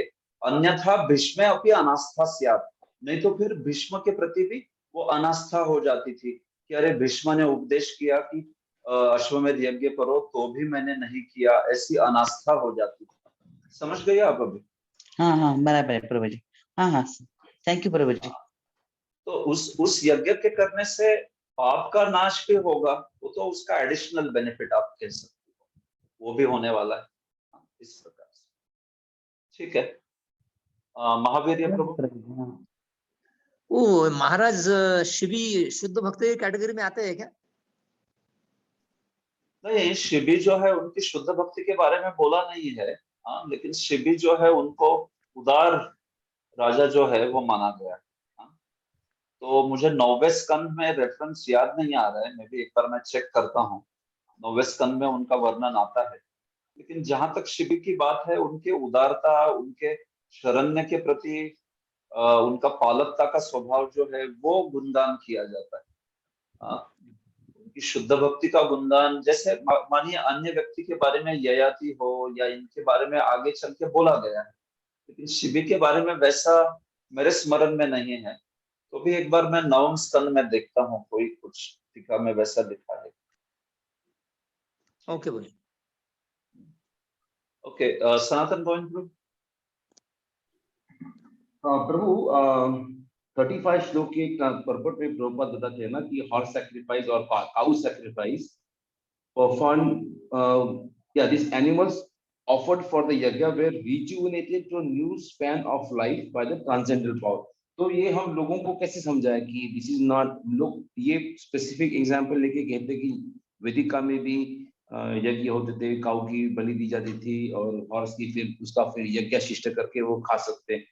तो उसको ये न्यू, उसको रिफ्यूट करके ये जो new span of life by the transcendental power, ये एंगल कैसे समझा सकते हैं? मतलब उसका मतलब वो यज्ञ से नया पशु आता था या उसको नेक्स्ट लाइफ में नया लाइफ मिलता था? How do you understand? ठीक है, ठीक। देखिए वो जो यज्ञ है, उस यज्ञ के यज्ञ जब सिद्ध होता था तो उस यज्ञ के द्वारा वो जो पशु है वो नया जीवन प्राप्त कर लेता। मतलब वो जो मारा जा रहा है पशु, वो तो मर जाएगा, लेकिन अभी उस पशु को एक तो उसको स्वर्ग प्राप्त होता है। दो दो इसके बलदेव विद्याभूषण ये देते हैं। एक तो उस पशु को तुरंत मनुष्य जन्म मिल जाता था अगला, या दूसरा वो जो पशु है उसको स्वर्ग मिल जाता था। तो ऐसे दो उसके फल जो है इन्होंने बताया, बलदेव विद्याभूषण ने अपनी भगवत गीता की टीका में। तो ये दोनों संभव होता था कि वो जो है स्वर्ग में चला जा रहा है, या फिर उस व्यक्ति को मनुष्य जन्म है जो प्राप्त हो रूप से दिखाया जाता था, वो दिख जाता था कि ऐसा हो रहा है करके उस व्यक्ति को। तो जो भी जिस विधि से कि मानिए वो घोड़ा है या जो भी कोई गोमेध मारा जा रहा है, अश्वमेध, तो वो जो है उसके शरीर से उसको कैसे यज्ञ, उस यज्ञ के कारण वो स्वर्ग में जा रहा है, ये जो चीज है वो देख सकते थे। वहां पे जो विद्वान ब्राह्मण आदि है उनके सामने वो हो जाता था, प्रकट हो जाता, प्रकट रूप से दिखता था। बाकी लोग सारे देख नहीं पाते थे, लेकिन जो ब्राह्मण लोग वगैरह है, विद्वान है, वो देख पाते थे। इसलिए तब समझता था कि अरे ये जो है यज्ञ वो सिद्ध हो गया कर, इस प्रकार से। या तो फिर वो जो घोड़ा है वो सीधा सीधा स्वर्ग में चला जाता, या उसको तुरंत मनुष्य देह प्राप्त हो जाता। तो ये गुण जो है बोले गए हैं। तो प्रभुपाद जब कहते हैं कि उसको नया जीवन प्राप्त हो जाता था, हाँ, तो नया जीवन प्राप्त हो जाता था, ये इस एंगल से बोलते हैं कि उस घोड़े को या तो मनुष्य जीवन प्राप्त हो रहा है सीधा सीधा, या फिर वो जो घोड़ा है वो स्वर्ग में जा रहा है। इसका कई जगह प्रभुपाद ऐसा भी वर्णन करते हैं कि वो एकदम पुराना घोड़ा, मतलब बूढ़ा घोड़ा है, वो अभी जवान बन के आ जाता है। इस प्रकार से भी प्रभुपाद जी वर्णन करते हैं। तो अगर प्रभुपाद जी बता रहे तो फिर ये भी कोई शास्त्र से बता रहे होंगे। जहां तक बात है विधिवत, तो ये दो चीजें मैंने बलदेव विद्याभूषण से बताई, ये ज्यादा प्रसिद्ध है कि ऐसा होता था कर। लेकिन जो भी हो, हर केस में ये प्रकट रूप से दिखता था प्रभु, और इसीलिए वो यज्ञ जो है सिद्ध हुआ कि नहीं, लोगों को समझ जाता था ये बात। तो आपको लोगों को विधि समझाना पड़ेगा, आपको बताना पड़ेगा कि ये चीजें कहाँ पे बोली है और किस प्रकार से ये शास्त्र में होता था, क्योंकि लोगों को तो कुछ आइडिया नहीं है ना, ये क्यों होता था, कैसे होता था, ये बात है। हाँ, तो इसलिए ये सारी चीजें वहां से, वहां के स्क्रिप्चर्स जो है, हाँ, यजुर्वेद से आदि वगैरह से कोट करके आपको समझाने पड़ेगा। ठीक है, ठीक है, thank you so much. Okay. तो प्रभु मैं यहाँ पे रुकना चाहूंगा, क्योंकि मैं सुंदर केशव प्रभु, आपके कुछ प्रश्न है तो आप मुझे मैसेज करना, बलभद्र कृपा प्रभु। क्योंकि मैंने ये आज का सत्र 8 बजे तक पोस्टपोन किया था, मेरा 7:30 वाला, लेकिन अभी 8 बज ही रहे, तो इसलिए मुझे रुकना पड़ेगा यहाँ पर, मैं आगे कंटिन्यू नहीं कर पाऊँ। ठीक है, तो आपके प्रश्न है तो मुझे या तो ग्रुप पे डाल दीजिए, कोई प्रॉब्लम नहीं, मुझे ग्रुप पे डालिए, मैं वहां पे आंसर करूँ। तो मैं आपको ओपन बुक के बारे में इतना ही बताना चाहता था कि ओपन बुक चेक हुए हैं, और उसमें ना मैंने देखा कि कई अच्छे अच्छे भक्तों ने भी प्रश्न ठीक से पढ़ा नहीं, तो उसके कारण वो कुछ और ही भटक के कुछ और ही चीजें लिख दी है। देखिए, प्रश्न अच्छे से पढ़िए, क्या पूछा जा रहा है। अभी जब पूछा जाता है कि आपको सेक्शन दिया जा रहा है, जो भी वो सेक्शन 1.1.3, 1.2.6 to 8, 1.1.6 to 8, पहला प्रश्न जो है पहले यूनिट, तो उसके आधार पर मैंने तो समझाया भी था कि स्पीकर वक्ता तथा श्रोता के गुण बताइए। तो फिर वक्ता तथा श्रोता के गुण गीता से क्यों निकाल रहा है कोई?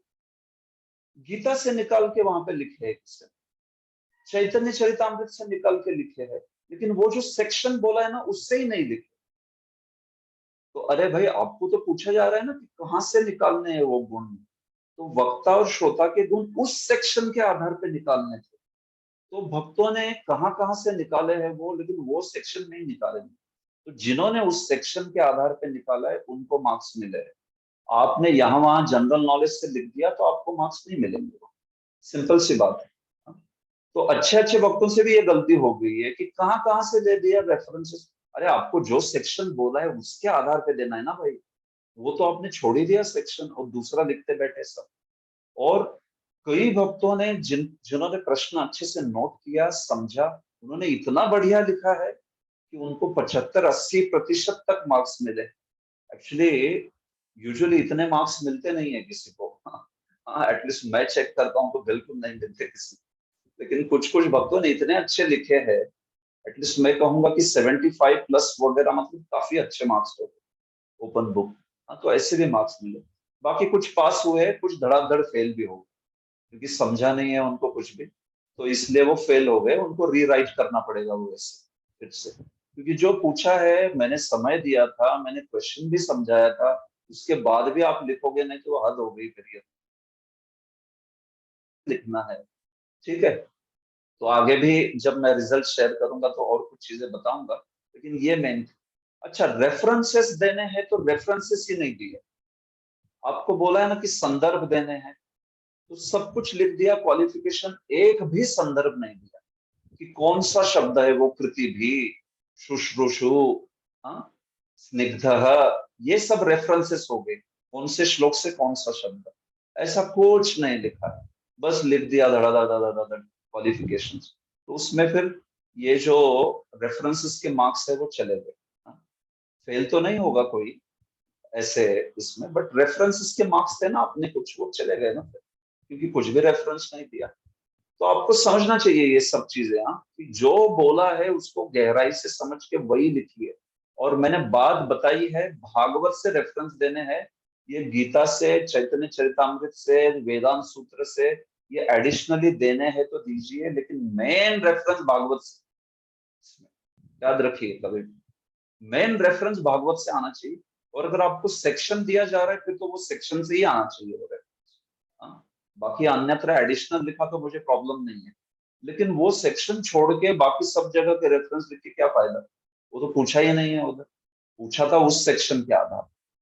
ऐसा ही हुआ है आगे भी, नारद मुनि वाला सेक्शन में यही गलती कर दी, जो सेक्शन है उसको रेफर करो ना, आपको बताया जा रहा है कौन सा सेक्शन रेफर, तो उसको रेफर कीजिए। तो ये कुछ मैंने प्रमुख चीजें आपको बताना चाहता था। बाकी शब्द संख्या भी बहुत लोगों ने पार कर दी है, स्पेशली जो हैंड राइटिंग वाले हैं ना, उनको समझ रहा है कि हैंड राइटिंग में प्रभु जी तो काउंट नहीं करने वाले शब्द, तो 7-8 पेजेस लिख दिए और शब्द संख्या बोली ही नहीं है ऊपर। अगर करना है काउंट तो प्रभु जी करते बैठे, उनको बहुत टाइम है, ऐसे करो। हाँ, जो सॉफ्ट कॉपी बनाए उन्होंने तो बेचारों ने शब्द संख्या दे दी है लिख के, मुझे इतने शब्द है कर, लेकिन बाकी हस्तलिखित वालों ने कई शब्द संख्या लिखी नहीं, और पेजेस है 8 पेजेस। आपको क्या लगता है 800 शब्द होंगे क्या 8 पेजेस? तो कई 1200-1000 वर्ड्स तक भी गया है सब। तो शब्द संख्या भी मेंटेन कीजिए, उसको आगे मत लेके जाइए इतना। अभी प्रारंभ में तो मैंने उसको गंभीरता से लिया नहीं, लेकिन आगे से चल के जब आप शब्द संख्या की मर्यादा को लांघोगे तो आपके कुछ मार्क्स कट हो जाएंगे। ठीक है, तो ये भी बात याद रखें। और अंत में यह भी कहूंगा कि जिन्होंने अच्छे नोट्स बनाए हैं उन्होंने बहुत अच्छा लिखा, जिन्होंने अच्छे नोट्स नहीं बनाए हैं उन लोगों को दिख रहा है कि वो कुछ सोच नहीं रहा है क्या लिखने का है। हालांकि क्वेश्चन भी एक्सप्लेन किया गया था, उसको हमने बताया भी क्या लिखना है, और बड़े स्ट्रेट फॉरवर्ड है, सेक्शंस भी दिए हैं उसके, तो भी ठीक है। तो दोनों प्रकार के लोग हैं, जिन्होंने बढ़िया से लिखा है, जिन्होंने अच्छा लिखा नहीं, जिनको आउटस्टैंडिंग मार्क्स मिले हैं, और जो फेल हुए हैं, और बीच में जो सब है वो 60 से लेके 75 वाले, वो भी है। 60% इज पासिंग, आप जानते हो 60% इज पासिंग। तो 60 के ऊपर जो भी है, 60 एंड अबव 60 सारे ही पास। ठीक है, तो अभी यहाँ से आगे याद रखिए, खास करके ये वाला आप लिखोगे ना ओबीए, तो इसमें याद रखिए क्या पूछा है वो लिखना है आप, जो पूछा है वही लिखिए, दूसरा मत लिखिए चीजें दुनिया भर। और रेफरेंसेस भागवत से लीजिए, रिलेवेंट सेक्शन से दीजिए, उस चैप्टर से लीजिए जो पूछा गया है। इस प्रकार से आप करोगे तो आपको बता रहा हूँ मैं, बढ़िया से आपको एसएस में मार्क्स मिलेंगे, कहीं नहीं जाने वाले वो मार्क्स ऐसे। लेकिन आप कुछ गड़बड़ी करोगे तो फिर गड़बड़ी मेरी नजर से छूटेगी नहीं, वो फिर आपको वहां पे मार्क्स नहीं मिलेंगे। ठीक है, तो जो भी है, अभी रिजल्ट्स कल परसों रिजल्ट्स ओबीए के मिलने ही वाले आप, तो आप सबको हार्दिक शुभकामनाएं रिजल्ट्स के लिए। उसके बाद में मैं जो हूँ, वो जो फेल हुए हैं या जो अनुपस्थित है उनके लिए री एग्जाम का शेड्यूल लॉन्च करूँ। ठीक है, तीनों यूनिट के ओबीए सीबीए का री एग्जाम का शेड्यूल लॉन्च होगा आफ्टर योर रिजल्ट्स। तो यहाँ पे मैं रुकना चाहूंगा। ठीक है, आगे मुझे एक थोड़ा सा हाँ, क्वेश्चन yes, था मेरा। मुझे एक जल्दी जल्दी। मुझे एक जो आइडियल पेपर है उसको डिस्प्ले करेंगे आप? नहीं, आइडियल मतलब कैसा है कि ऐसा लिखना इनमें चाहिए? से हाँ? इनमें से ही। ठीक है, बेचारे उस भक्त को ये मत करना, लेकिन फिर हर बार उसको पीड़ा मत देना। नहीं नहीं नहीं नहीं नहीं उसका ऐसा नहीं, लेकिन आइडियल हमको आइडियल, पता चलेगा ना मुझे कैसे लिखना है वो। नहीं तो आइडियल भक्त को सब बोलेंगे प्रभु जी माता जी जो भी है, प्रभु जी आपका भेज दो पेपर हमको। ऐसे ना हो जाए। नहीं चलेगा, ऐसा नहीं मैं होगा। बताता हूँ जो भी सबसे बढ़िया है, मैं कुछ दिखा दूंगा, और उसमें भी कुछ सुधारना है तो बता दूंगा। ठीक है, थैंक यू भाई, थैंक यू। हाँ, यस, नो प्रॉब्लम। विज्ञान शक्ति माता जी, कुछ बोलना है? प्रभु जी ओपन बुक के लिए ऐसा हो सकता है क्या प्रभु जी कि ऑप्शन कुछ एक के लिए और एक कुछ ऑप्शन ऐसा हो सकता है क्या कि सारे के सारे सब नहीं लिख सकते किसी विषय पर, किसी को डिफिकल्ट लगता हो तो परीक्षा में कैसा होता है 3 ऑप्शंस होते थे हमको ऐसे के लिए, वैसे एक और ऑप्शन हो सकता है क्या, ऐसा मेरे मन में है। मैं थोड़ा विचार करके हाँ बताता हूँ। ठीक है प्रभु जी, आप सोच लीजिए। ओके, ठीक है। तो बहुत बहुत धन्यवाद आप सबका। आप सबको मेरी ओर से हार्दिक शुभकामनाएं परीक्षा आदि के लिए। और फिर जल्दी मिलेंगे अगले यूनिट में। 12 जो हमारे अध्याय हो गए, अभी अगला यूनिट 13, 14, 15, 16, तो ये थोड़ा लंबा यूनिट है। हाँ, अच्छा, ये भी बात बताना चाहता था क्योंकि इस यूनिट में 4 अध्याय है, इसलिए 100% क्वेश्चन सीबीए में क्वेश्चन बैंक से ही आएंगे। ठीक है, बाहर से कुछ नहीं। 100% क्वेश्चन जो है वो इससे से आए तो कोई चिंता मत कीजिए कि अभी 48 प्रश्न याद करने हैं, क्या होगा हमारा, उसके बाद प्रभु जी और 20% बाहर से भी डालें। नहीं नहीं नहीं, 4 अध्याय रहेगा तो हम लोग ये नियम बनाते हैं कि हम लोग 100% सीबीए के प्रश्न क्वेश्चन बैंक से ही डालें। ठीक है प्रभु जी छोटा प्रश्न था मेरा। प्रभु जी हाँ, छोटा सा प्रश्न बोलिए है। बोलिए। परीक्षित महाराज की तुलना है ना, वो बहुत सारा लंबा आंसर होगा उसका, तो क्या करे, उसका टाइम पहुंच जाएगा फिर पेपर लिखते वक्त। बहुत दिनों से तुलना की है ना उनकी। नहीं नहीं, वहां पे वो परपोर्ट आप देखिए उसमें। हाँ, क्या क्या क्या क्वेश्चन बोलिए। ठीक है, मैं देख के बताता हूँ, चलेगा। परीक्षित महाराज की तुलना है ना, सिंह से ठीक है, की गई, समुद्र से की, बहुत सारी है ये लिस्ट। चलेगा, मैं बताता हूँ कितने मार्क्स का उसमें क्या लिखना है, मैं बताता हूँ। हाँ चलेगा प्रभु जी। ठीक है। नहीं, अभी मैं रुकना चाहूंगा क्योंकि बाकी सारे छात्र मेरे लिए रुके हैं। आपको कुछ प्रश्न है तो? हाँ, बहुत बहुत सिंपल प्रश्न है प्रभु जी। प्रभु जी, रिजल्ट आने के बाद हम लोग को आंसर शीट देखने को मिलेगा क्या, मतलब कहाँ पे हम लोगों ने गलती की है या कहाँ पे इम्प्रूव नहीं करना है? नहीं, सीबीए का तो नहीं दिखाते हैं हम। अगर आपको बहुत ही इच्छा है तो आपको ओबीए का दिखा देंगे, लेकिन सीबीए का नहीं दिखाते। सीबीए काफी स्ट्रेट फॉरवर्ड होता है, तो उसके लिए उसमें क्वेश्चन दिखा के फिर कभी ऐसा हो जाता है, नहीं तो वो यहाँ पे 1 मार्क बढ़ना चाहिए, 2 बढ़ने चाहिए, वो उसमें बहुत पीड़ा होती है।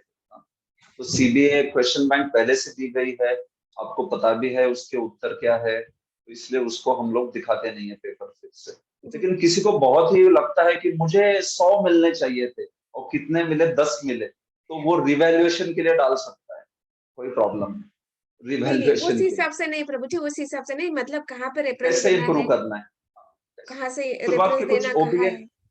नो प्रॉब्लम, ओबीए कुछ बता दूंगा मैं, लेकिन सीबीए में नहीं है ये सिस्टम। सीबीए में पेपर नहीं दिखाते। Okay ji Prabhu ji, thank you. Okay, तो मैं यहाँ पे रुकूंगा, अभी और हाथ खड़े होंगे बहुत सारे, इसलिए कृपया माता जी, विषय कृपा माता जी, कुछ है तो आप मुझे ग्रुप पे पूछिए, नो प्रॉब्लम, मैं वहां पे उत्तर। ऑल राइट, ओके, फिर से मिलेंगे हम लोग अगले यूनिट में। ग्रंथराज श्रीमद् भागवत की जय, जय श्रील प्रभुपाद की जय, जय। जय गौर प्रेमानंद। Hare Hare Hare Krishna thank you. प्रभु। हरे हरे कृष्णा। कृष्णा प्रभु जी। दंडवत प्रभु, दंडवत।